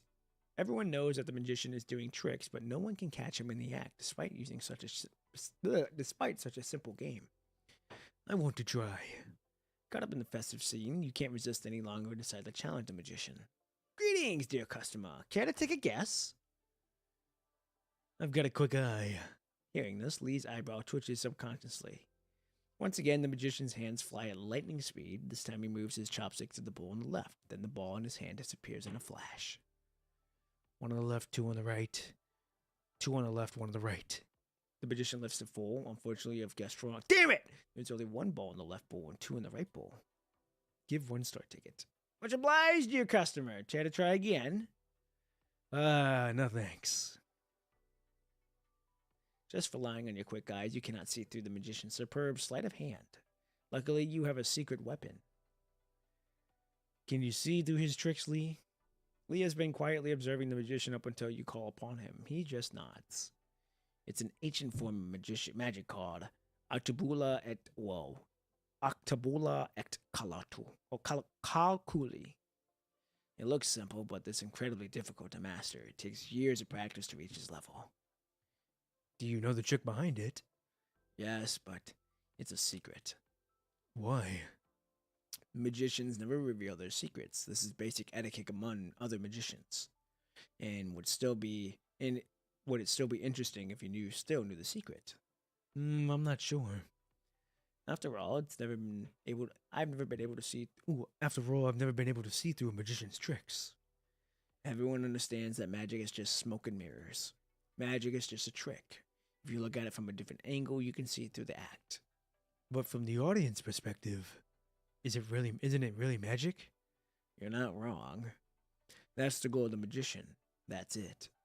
Since when did you become an expert in magic, Lee? Before I became a construct, I would use it to hone my reaction time and concentration. I started taking more interest in it after I was getting the hang of it. I can teach you some simple techniques if you like. Are you sure you haven't been practicing in secret? No. Right as you're about to ask Lee a question, you hear a child's voice nearby. Hey, mister, aren't you the magician from earlier today? It's him. He's so awesome he can make all sort of things come from his hat. Really? No way. Is he really that awesome? It is the child from earlier today and several new faces who have noticed Lee when they were playing. They immediately swarmed him with looks of adoration and anticipation. Mister, can you do another trick for us? I want to see more. Yeah, show our friends a trick. Pretty please, they don't believe me. But, oh, for the magician, how fortunate. Care to show me what you have up your sleeve? Hearing the ruckus, the street magician seems to have taken an interest in Lee's tricks as well. He leaves his booth and gestures with his hands in invitation. Our art brings happiness to others. You don't want to disappoint them, do you? Oh, come on, great and powerful Lee. Shut up. Despite that, Lee has no choice but to walk up to the street magician's stalls. I'll need you as my assistant, Commandant. Okay. Play it up. Seeing the expression on your face, Lee furrows his brows faintly. This gentleman here, would you please inspect these cards? Lee takes out a deck of cards and hands out to the audience member. After carefully inspecting it, he confirms that it is a normal deck. Please shuffle the deck, Commandant. Upon receiving the cards, you see that Lee is going to perform a card guessing trick. Now's my chance. After confirming the deck once more, you shuffle your cards and hand them back to Lee. Lee places the stack of cards on the table and covers them with the palm of his hand. He pushes down, causing the cards to unfold in a perfect fan. He pulls out a card from the pile with his forefinger, then looks into your eyes and says, Name a card, Commandant. 3 of hearts. You calmly reveal the card that was already determined when the deck was being shuffled, and Lee responds with an expression of, as expected. You have chosen this card specifically because you have quietly pocketed it in your sleeve.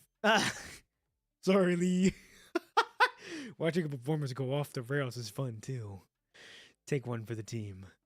As you think that, your heart is filled with anticipation to see how Lee will react. You watch Lee's face as he slowly reveals the card. A 3 of hearts appears before your eyes. How's that possible? Ignoring what might happen, you pull out the card secretly stuffed in your sleeve. It is an ace of hearts. Damn, he bamboozled me. Looking up, you meet Lee's teasing glare. Okay, all right. No matter what you're thinking, I'm 2 steps ahead of you. This boy playing chess. The audience erupts into applause, obviously thinking that it's a declaration of victory. But you know what he is really saying. Damn it! He saw right through me. What should I perform next?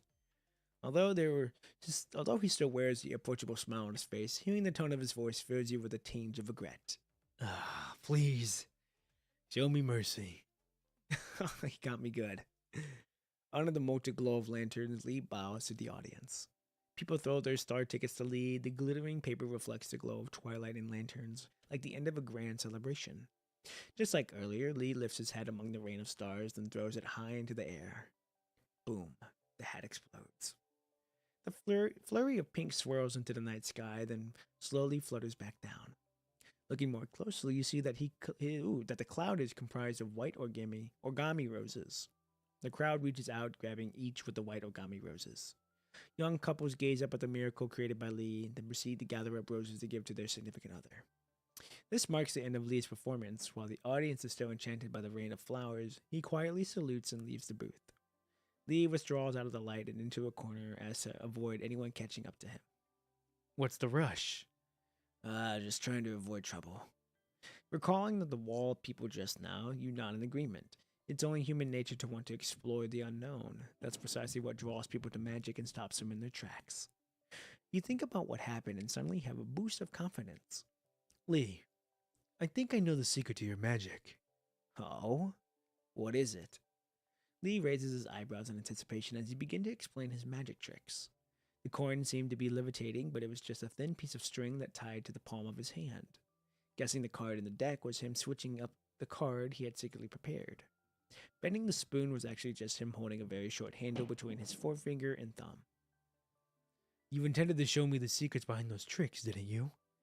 Is that what you meant by teaching you some simple tricks? During every performance, the assistant can always see how the tricks are done. From the reaction of the audience, Lee adjusts the angle to a position that only you could see. This kind of precision is far more magical than magic itself. Guess you're smarter than I thought. Well, do you think magic is not so magical now? After all, you can follow all the steps. No, I still think it's just as magical. What makes you say so? You said it yourself. Magic takes a lot of time and effort to learn. Magic is not a cheap trick. It is a miracle exchanged by magicians with hard work and time. So your hands are like miracles. You grab his silver white hands that were conjuring items out of thin air.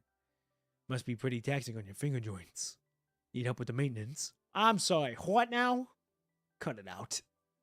Lee takes his hand out of yours and turns his wrist slightly. And these hands aren't miracles.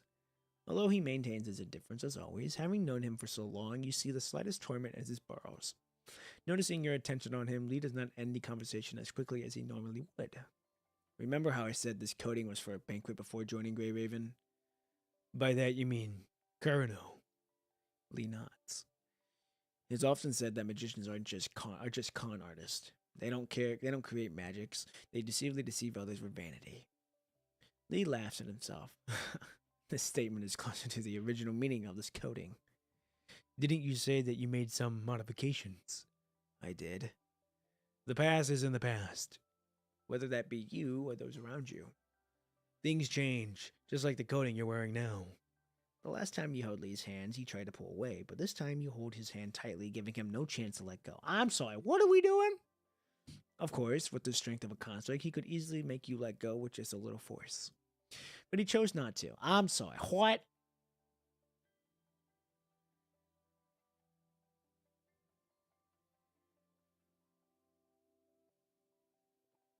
Good evening, boys. Hey, what's going on, Hajime?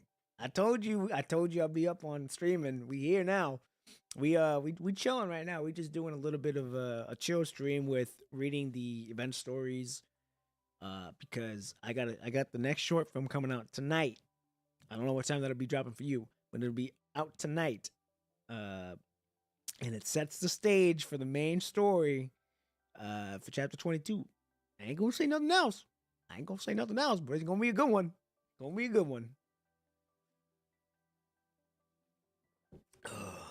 Yeah, hope you're having a good night so far.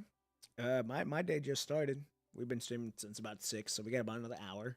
I think this will take us to where we need to go. This will take it to the end of 9, hoping to get done. And then after that, we look on for tonight, and then we get ready for Saturday stream. All right, here we go. These hands have helped Grey Raven overcome countless adversity. These brushes with death are not fake. They are real. We all know how hard you have worked. In my opinion, that's a real miracle. So Lee, being a magician really suits you. For magicians, even greater miracles require more blood, sweat, and tears. In other words, miracles come at a price. But even so, there are some miracles that magicians can't achieve in their lifetime. Even if they give their everything, they are still powerless in achieving them. Then it's time for the assistant to appear, isn't it? If the magician's power is not enough, an assistant can help make up for it. The price of miracles shouldn't be left for one person to bear the burden. If that's what you think, I'm sure you'll become an excellent magician one day. Can't say the same about dancing, though. Hey! Apart from the magic trick with the roses, I think I got the hang of everything else. Only that one. Take a look at the rose. You take out the origami rose from your pocket. Lee uses the opportunity to free himself from your grasp. This origami rose is one of the flowers on the ground you randomly picked up, but it has changed completely without your notice. It was only just a flower bud, but now it is a full bloom. The pure white color is now a vibrant red, and the center rests in a small piece of chocolate. When did that... So, is that really the only trick you don't understand? Lee, what is it? Want me to teach you? When did you buy so much chocolate? What do you mean? He furrows his brow more tightly than normal, as if he's thinking of something.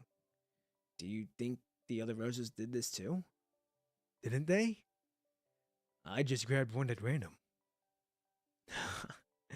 Lee quietly rubs his temples. Over the shoulder, you can see a couple passing by not far behind him. Oh, I think I picked the wrong one. I thought this was going to be a happy-go-lucky just bro time. I thought this was going to be bro time. Not this. Lee, I'm flattered. I really am. Hold, wait. They were holding several origami roses in their hands, smiling happily. The rose is still as it was before, pure white, waiting to bloom. Lee, what is it? Lee's eyebrows still remain tightly knit. I'm sorry. I'm sorry, Lee. I just don't swing that way. I don't swing that way, bro. I thought this was just bro time. I thought this was just bro time. Since you did not realize it was a gift maliciously prepared by Lee, you feel an apology is in order. Suddenly, Lee's smiling face is lit up. Countless streams of streak light through the night sky above. Like countless stars soaring into the sky, the Milky Way lights up in a constant barrage of explosions. Fireworks. Let's get going. I bet Licia and Lee are waiting for us. With his back illuminated by the fireworks, he seems more at ease than usual. He appears to have put down the burden for the time being and has finally begun to enjoy the celebration. Hey, at least he's having a good time. That's all that really matters. Seeing him this happy. You have decided to keep your lips sealed about having accidentally caught him practicing magic at the origami at the base. we could. We ain't gonna do that though. We a gentleman. It's gone. Hard pity on Ishmael. Oh, dude, that's tough. Yesterday I stopped playing. Pity.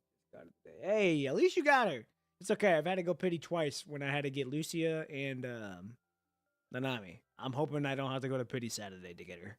Because I'm gonna get Ishmael Saturday. I'm gonna try to get Lilith. I think that's her name. Saturday as well. Because I think that's when her banner comes out. I think it's out now, but I'm not gonna do any polls until Saturday. Okay. Commandant, get your head out of the clouds. Coming. Picking up the pace, you catch up to Lee and stand beside him. Nice, Sumeito. Okay. Woo! Who's this one? Is this Liv? Money! We all live now. I'm pulling for the Nami on the wishing banner in the basic research. Oh, wait, is that out? Is that a refresh? I thought is that a refresh? Because I know that they had it like, oh god, I think a year ago when you could do it, and it went up to like, went up to a certain character. I used mine, the first one that came out, for, I think it was Selena, but did they re-up it again to where if you pull on the basic research, you get an S-rank of your choice? Because if that's the case, I got some choices to make. Okay, here we go. Where to next, Commandant? You want to go somewhere together, Liv? Basically, you'll get a 6-star at 60 pity max. Oh. So it is okay, so you do get to choose. That's nice. That is good to know. Good to know. Good to know. I might have to pull on that too then. Because I think I got enough to do it. Okay. Okay. We haven't done anything together in a while, Commandant. That is big facts. Sure. As soon as you leave, you see a small figure curled up on the chair behind you. The girl who was listening to Liv's story earlier. She fell asleep on the chair. Her face is a red mark from the arm of the chair, but she still is sound asleep. Where's her family? She told me she was all by herself when we first met. No friends or family. How about we wake her up, Liv? Liv kneels down and gently strokes the girl's hair. Time to wake up. You'll catch a cold if you keep sleeping on the chair. God, bro, that's oh. Resting her head on the arm of the chair, the tired kitten hears the strange sound, yawns softly and stretches. Oh, you're the robot telling stories. Oh, who's that? Oh, the dancing robot. Sure. Why are you here all by yourself? I'm waiting for my mommy and daddy. But I've waited so long and they're still not back. They don't want me anymore, do they? Hearing this, Liv looks at you gloomily, as if to confirm you are thinking what she is.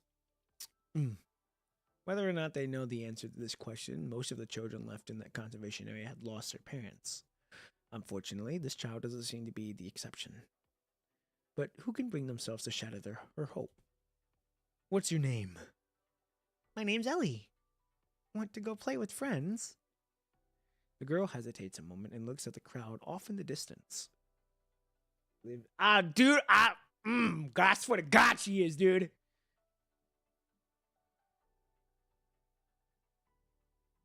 Dude, how you spoke, huh? Married? I'm sorry, what?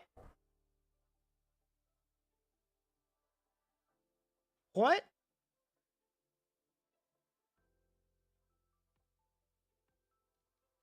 We married? What?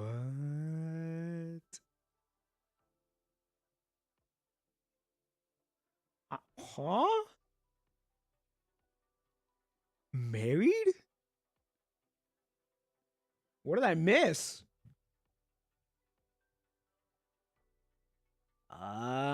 Once you get Lucy. Oh, I haven't done any perfection levels. I haven't done none of that. I haven't even got to her story yet. We only on chapter 22. I'm going in blind. That's tough. Although I did see something like you could, but I didn't know that. I didn't think that was confirmed though. That's tough.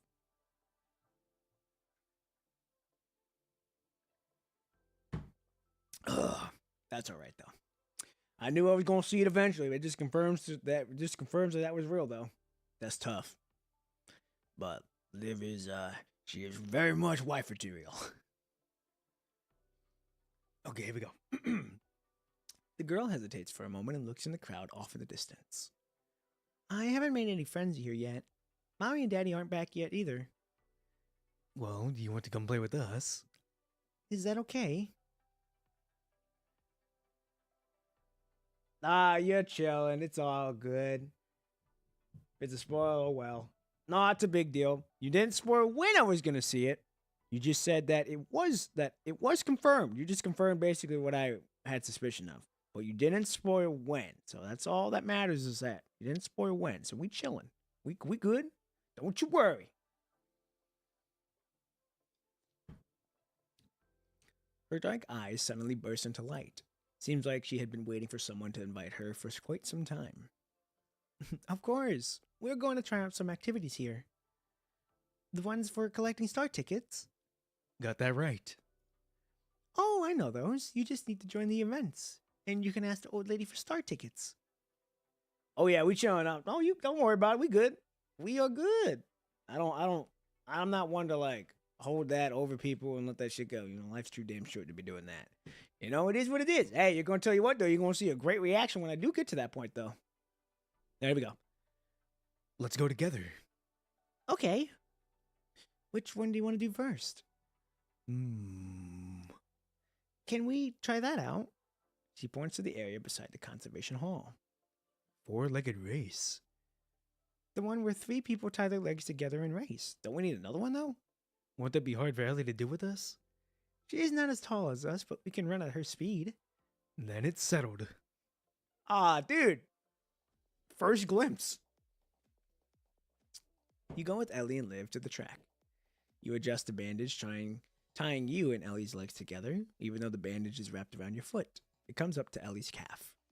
As long as you and Liv hold her up in the air and let her feet move with your legs, you can avoid tripping over each other due to such a large indifference to your strides. Ready, Liv? Sure. Supporting Ellie with your arms, you and Liv can run together one foot after another. We need to stay left, right, together. Okie dokie. Ready? Oh, wait. Ready, set, go! Left, right, left, right. Left, right, left, right. Left, right, left, right, left, right, left, right. Ah! Just as she crosses the finish line, Ellie falls with a scream and drags Liv down to the ground with her. Liv! I'm sorry, kid. Liv comes first. Commandant, are you okay? I'm fine. Are you guys okay? Sorry, Why are you sorry? Congratulations, you 3! The game is named Four-Legged, but if played by 3 players, isn't it just 6? That's what I'm saying. Though we are, I guess we could say we're handicapped, since, little kid. But And even though you fell right through at the end, you still managed to cross the finish line. Also, yeah, I was gonna say, Liv. I'm sorry, kid. Liv comes first. She looks at the time. You the three are the fastest with a child in the race. Here is the prize for first place. We got first place. It's hard enough with 3 people as it is, let alone with a child. The staff member smiles and waves. Thank you for doing it with Ellie. I think the whole people know that she's kind of alone and they do everything they can. That's tough. Here's your award. First place prize is candy and chocolate. Chocolate? You don't like chocolate, Ellie? The little girl shakes her head like crazy. I love chocolate, especially winning with you two, but... She fixes her gaze on a straw bracelet, which is a commemoration award for anyone who failed to play... for anyone who failed to place in a game.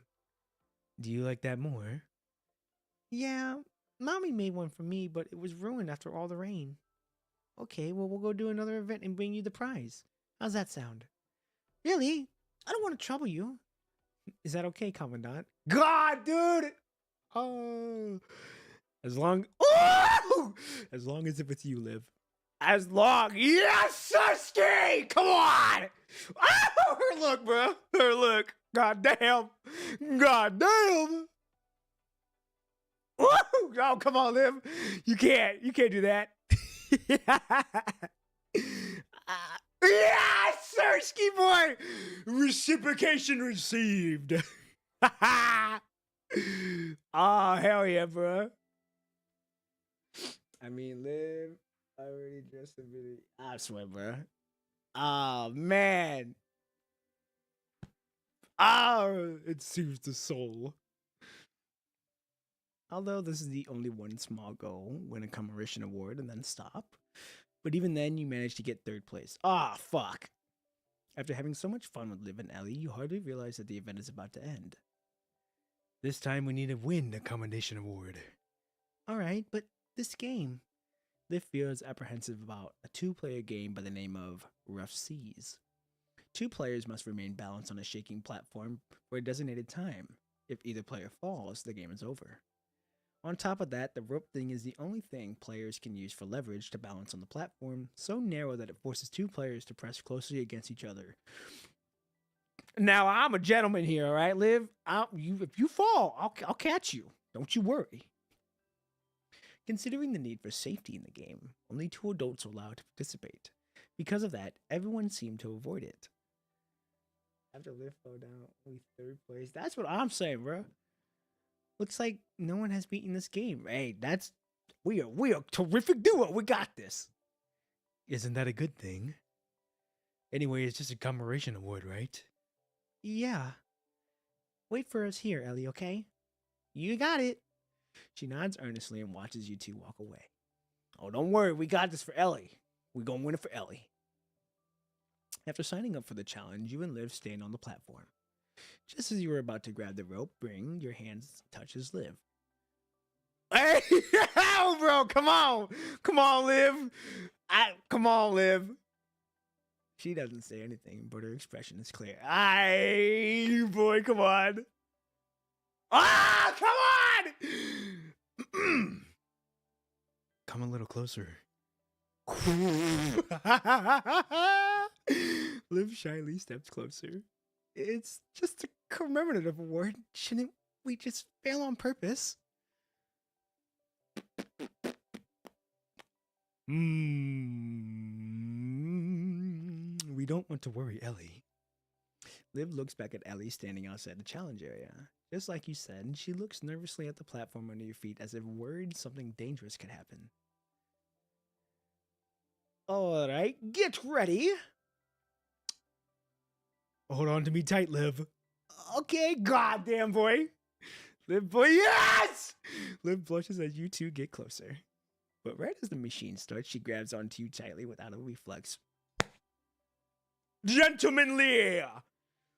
Affirmative. I just imagine seeing these 3 in the event. First thing that comes. You do, I swear! Bringing their daughter. The platform begins to sway slowly, like gentle waves gradually increasing to the strength of a typhoon. However, Liv quickly gets into the rhythm. Her posture remains firm and her hands show no signs of letting go. Commandant! What is it? Sorry for troubling you on a holiday. Hey, this is no trouble at all. This is a blessing, if anything.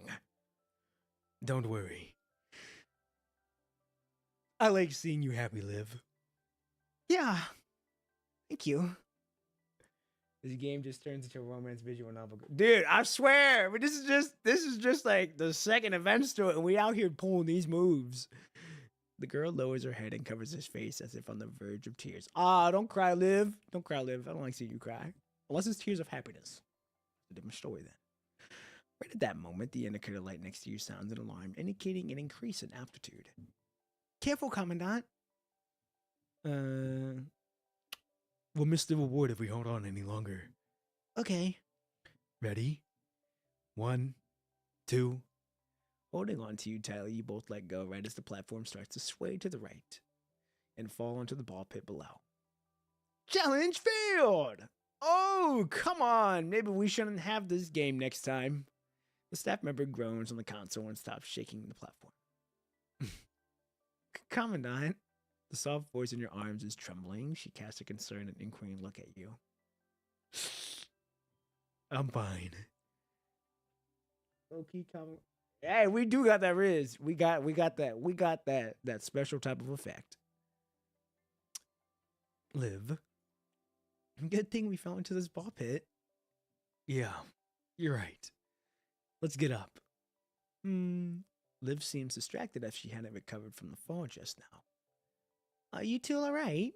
As the barrier of the challenge opens up, Ellie rushes in, not even taking the time to pick up the commemoration award.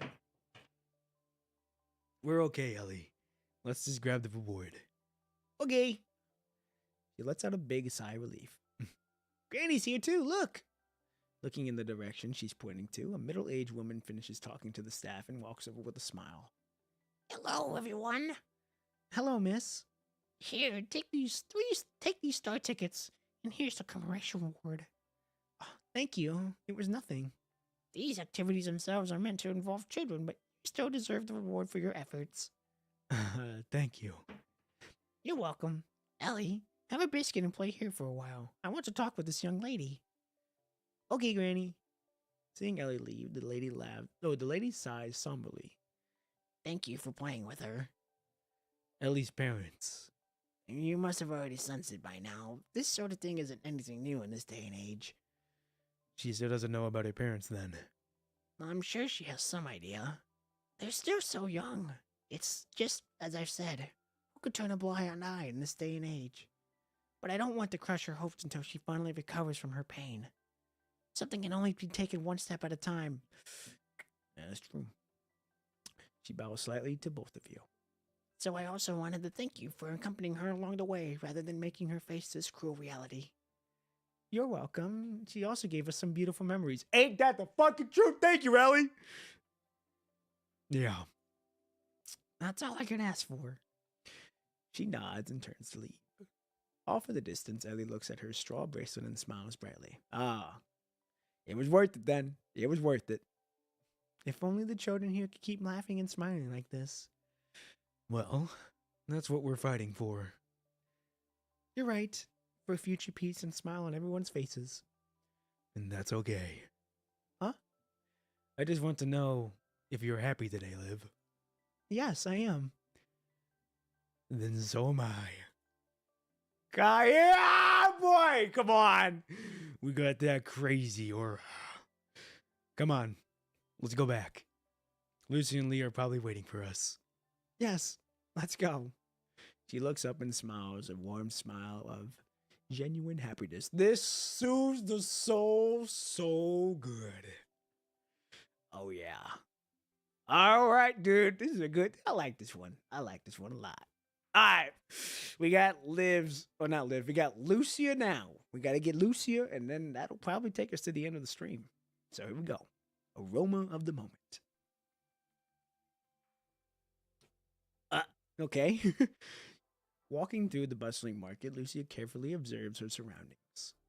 Aside from vendors selling goods, the organizers have also arranged a variety of activities during the celebration to give away tons of star tickets. That is Lucia's goal. Like achieving the highest score in whack-a-mole or whack-a-mole for two all by herself. Or winning the throw and catch game by acting as both the thrower and the catcher. Oh man, her hyper competitive, I can respect that. Now, Lucia is about to register for Double Trouble. Looks like you were right to quietly follow Lucia over here. Seems like collecting star tickets is her top priority. Lucia? Weren't you going to take a break in the exhibition hall, Commandant? I was worried about you. Worried? It's safe here. There isn't any potential danger. That's not what I meant. That's not, yeah. That's not what I mean. I've been worried you're taking this too seriously and not enjoying the celebration. It's better that you take time to relax. And I wanted to walk around the market with you, Lucia. Oh shit, boy, we putting on the moves. But splitting up is more, well, very well, I understand. Be careful not to get separated. There are a lot of people here. I could say the very same thing for you. Well, I swear, every time I'm trying to watch a stream, hey, it's chill, bro. You killing. Don't worry about it. It's gonna happen. It's gonna happen. It's happened to me a couple times too. Wi-Fi keep fucks up sometimes. Compared with the exhibition hall, which is mostly children, the market is filled with couples. The stalls sell a variety of goods such as crude paper and plastic knickknacks or plants and bottles. Even still, everyone is carefully looking through their wares, asking each other's opinions or playfully teasing each other. Hearing these lovers' quarrels throughout the market, you can't help but cast sideways glances and smile. Along the way, you and Lucia also attract your fair share of attention. Some people are drawn to Lucia's distinct coding, while others... Look, she's the one who hit 1,000 points in Whack-A-Mole. Oh god. She didn't miss a single one in Kadima. The person she with must be just as awesome, huh? Maybe. Commandant, maybe it's best I change back into battle coding? No need. It's a compliment, don't worry. Good evenings. May I take a moments of your time? A man with a camera walks over. Oh, we got a picture taken! I'm a staff member from the celebration. Might I take your picture, beautiful lady? Commandant? Lucia refrains from answering. Instead, she glances over questioningly as if to let you decide. What would the picture be used for? That is a fucking great answer. Look at us. Instead of just bluntly saying yes, we ask, hey, yo, what's it for? Can I see some credit? You boy, we out here protecting. Can I see your credentials? Since Lucia is letting you decide, you feel it is necessary for the other party to confirm his identity and the purpose of the photo to protect your team member.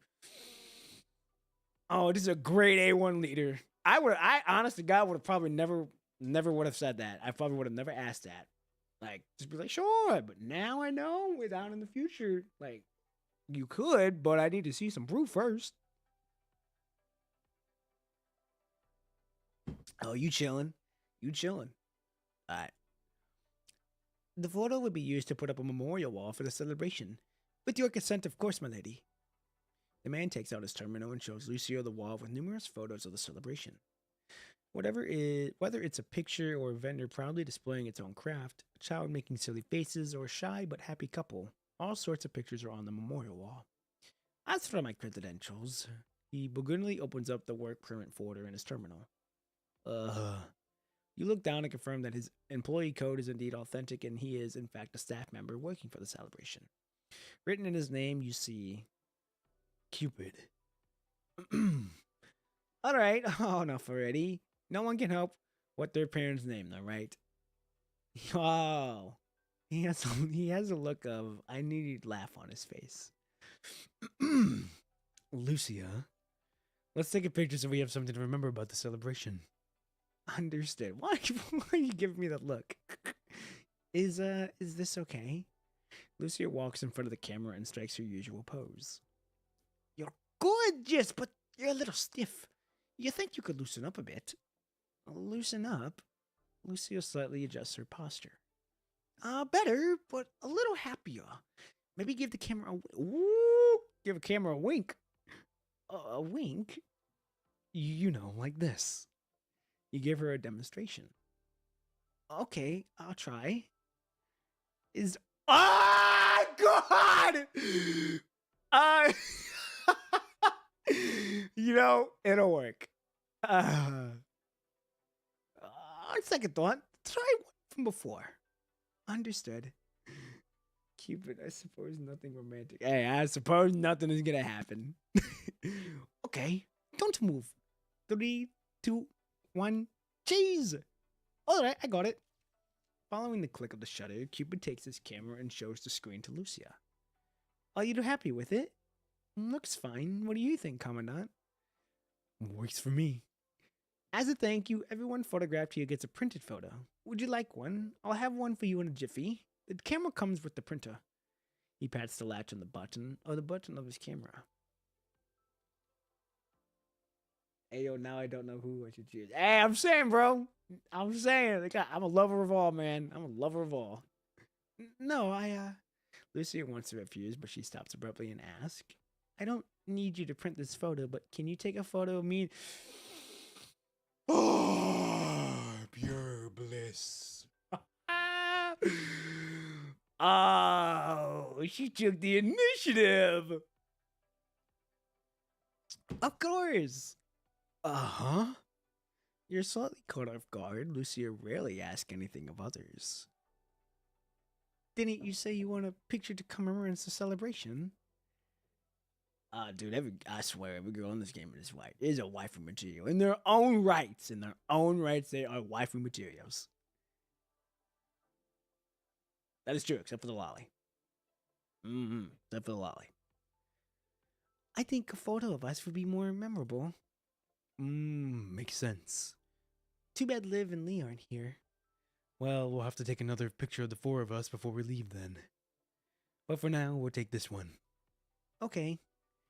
Now that it's decided, how do we take a photo over there?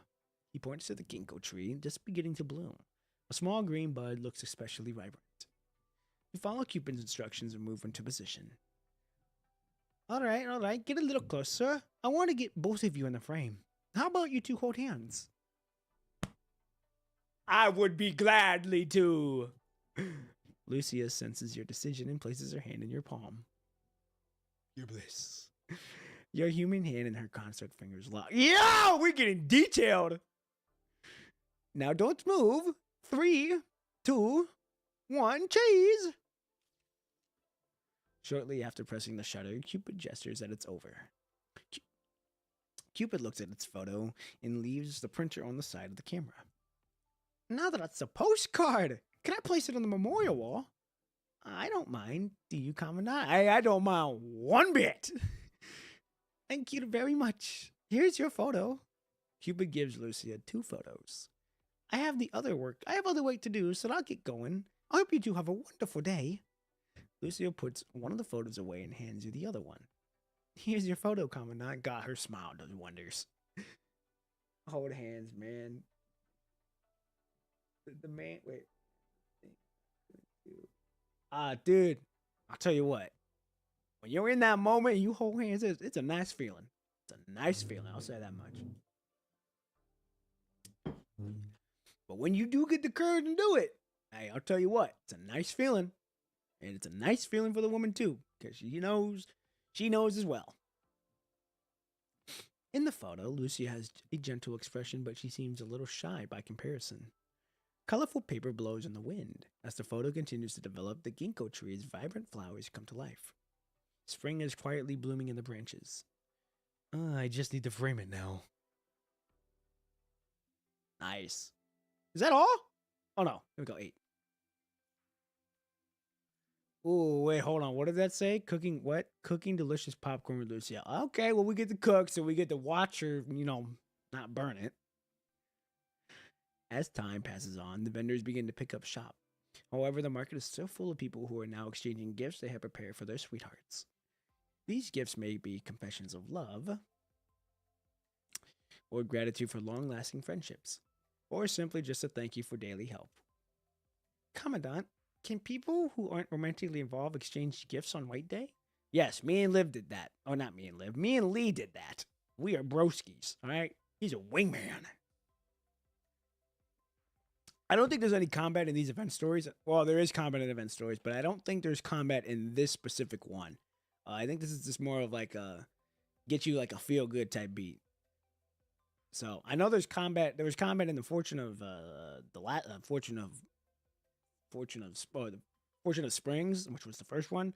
We're now on this one, so I don't think there's any combat in this one. I think this is just more of like a feel good type beat, which I don't mind whatsoever. Lucia asks you, perhaps because the scene before seems to be different than what she was told when she first came here. Long ago, maybe not, but now they are just using the holiday as a chance to express their gratitude, even though they could do that normally. But special days will give different meanings to the same actions. Hearing this, Lucia looks at the happy face of a man. It's a pity I didn't prepare a gift for you and everyone else. She gives a sigh of regret. Well, I mean, it's not too late. Some vendors haven't packed up yet. You still have a chance to choose gifts. Shouldn't gifts be made by hand? It's the thought that counts.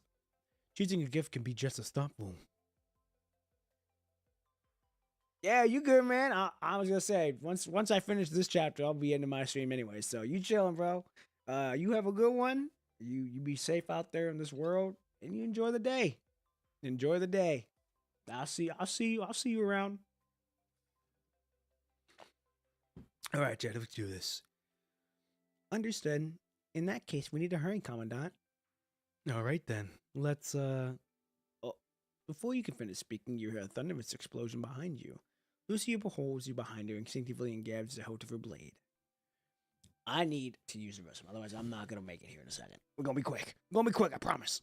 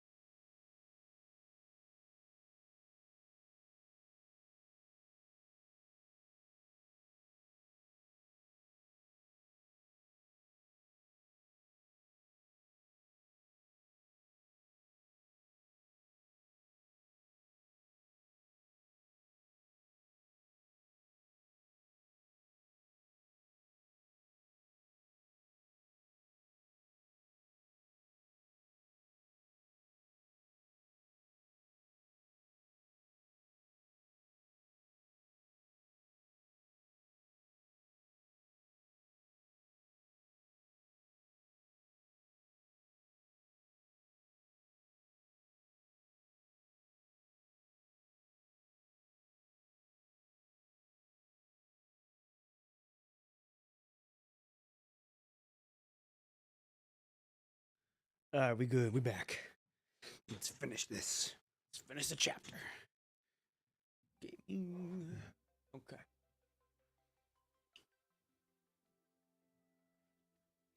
You smell a sweet and greasy aroma in the air. People laugh jokingly at you too. Based on the calm crowd around you and the lack of fireworks, you realize it must be popcorn. Looking over, you see a black cylinder with a pressure gauge and various valves. Golden, puffy kernels fill the black cylinder, their sweet smell floating along the breeze.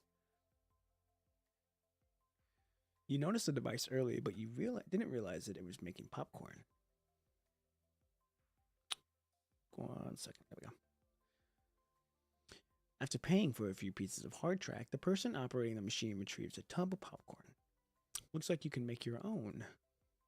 That's it. Lucia's eyes fixed on the popcorn machine with a desire to give it a try. This will be my gift to everyone. Ugh. You can pay with this. Constructs don't need to eat, so they rarely carry food or drinks. Fortunately, you grab some in case of an emergency before departure. I won't disappoint you this time. I'm looking forward to it. Oh boy. Oh, wait, are we actually? Was not expecting this, but okay. Purchase ingredients from the shop nearby. Okay, we got sugar. Where's this one at? What the hell? Oh, this one's over here. Oh, didn't mean to do that.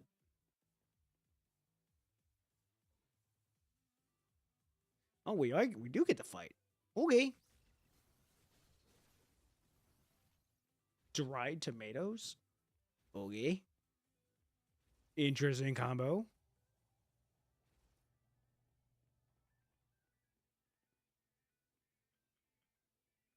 Obtain spices. We got them all. Whoa, hey! We just got mugged. Dude just did a drive-by.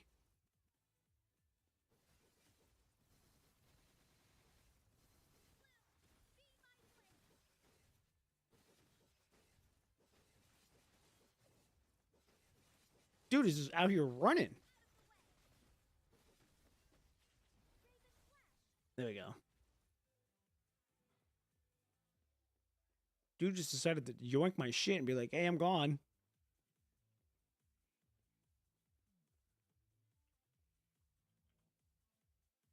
Oh,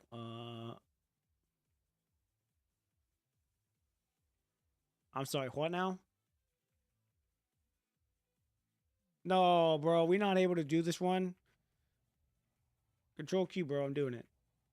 It's absolutely insane. That is going to be tough if we can't do this. Oh. Dude, I'm so sad we can't do this one. I'm literally clicking it. I don't know what you're expecting me to do here. God damn it. Okay, well, that's unfortunate. Hold up, chat.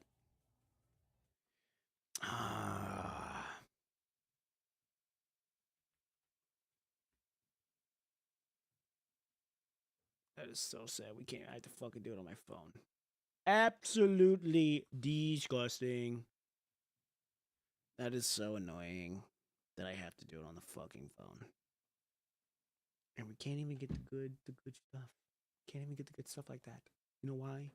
Because sometimes this game likes to boof itself, you know? And it's fucking annoying. Well, you get to see me. Well, you technically won't get to see me do it, but I'll just have to do it off stream. But yeah, I think we're gonna end the stream here. Like I said, I would like to finish that chapter on, streaming it, but that don't work sometimes, and that is a-okay, as annoying as it can be, though. Let me see. Yeah, we were almost done with it too. We were on 87%. Absolutely disgusting. Disgusting. Let me see. Let me see if I can at least try to get it done. Let me see what all there was left on it. But I don't want to keep you guys either. Anyways, okay. I'll finish this off stream. Okay, chat. So, we're going to end it here. I wanted to finish that, but like I said, computer issues like to have fun with this, so I can't even do it. So, I am going to get on out of here. A couple announcements. One, short film comes out tonight, 7 p.m. Be there, be square. This sets the stage for the main story. Saturday stream will also be doing more of the event stories. We will also be doing polls. We're going to be doing polls for Ishmael, and if Lithos is there, we'll do polls for her too, if we are able to. And then after that, probably do maybe dailies and weeklies just to see what we can do.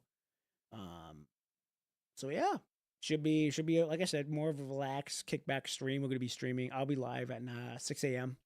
that day, or Saturday morning. We'll go till 9. And then from there, we will just, like I said, just stream. just talk, hang out, read my story, get my reactions.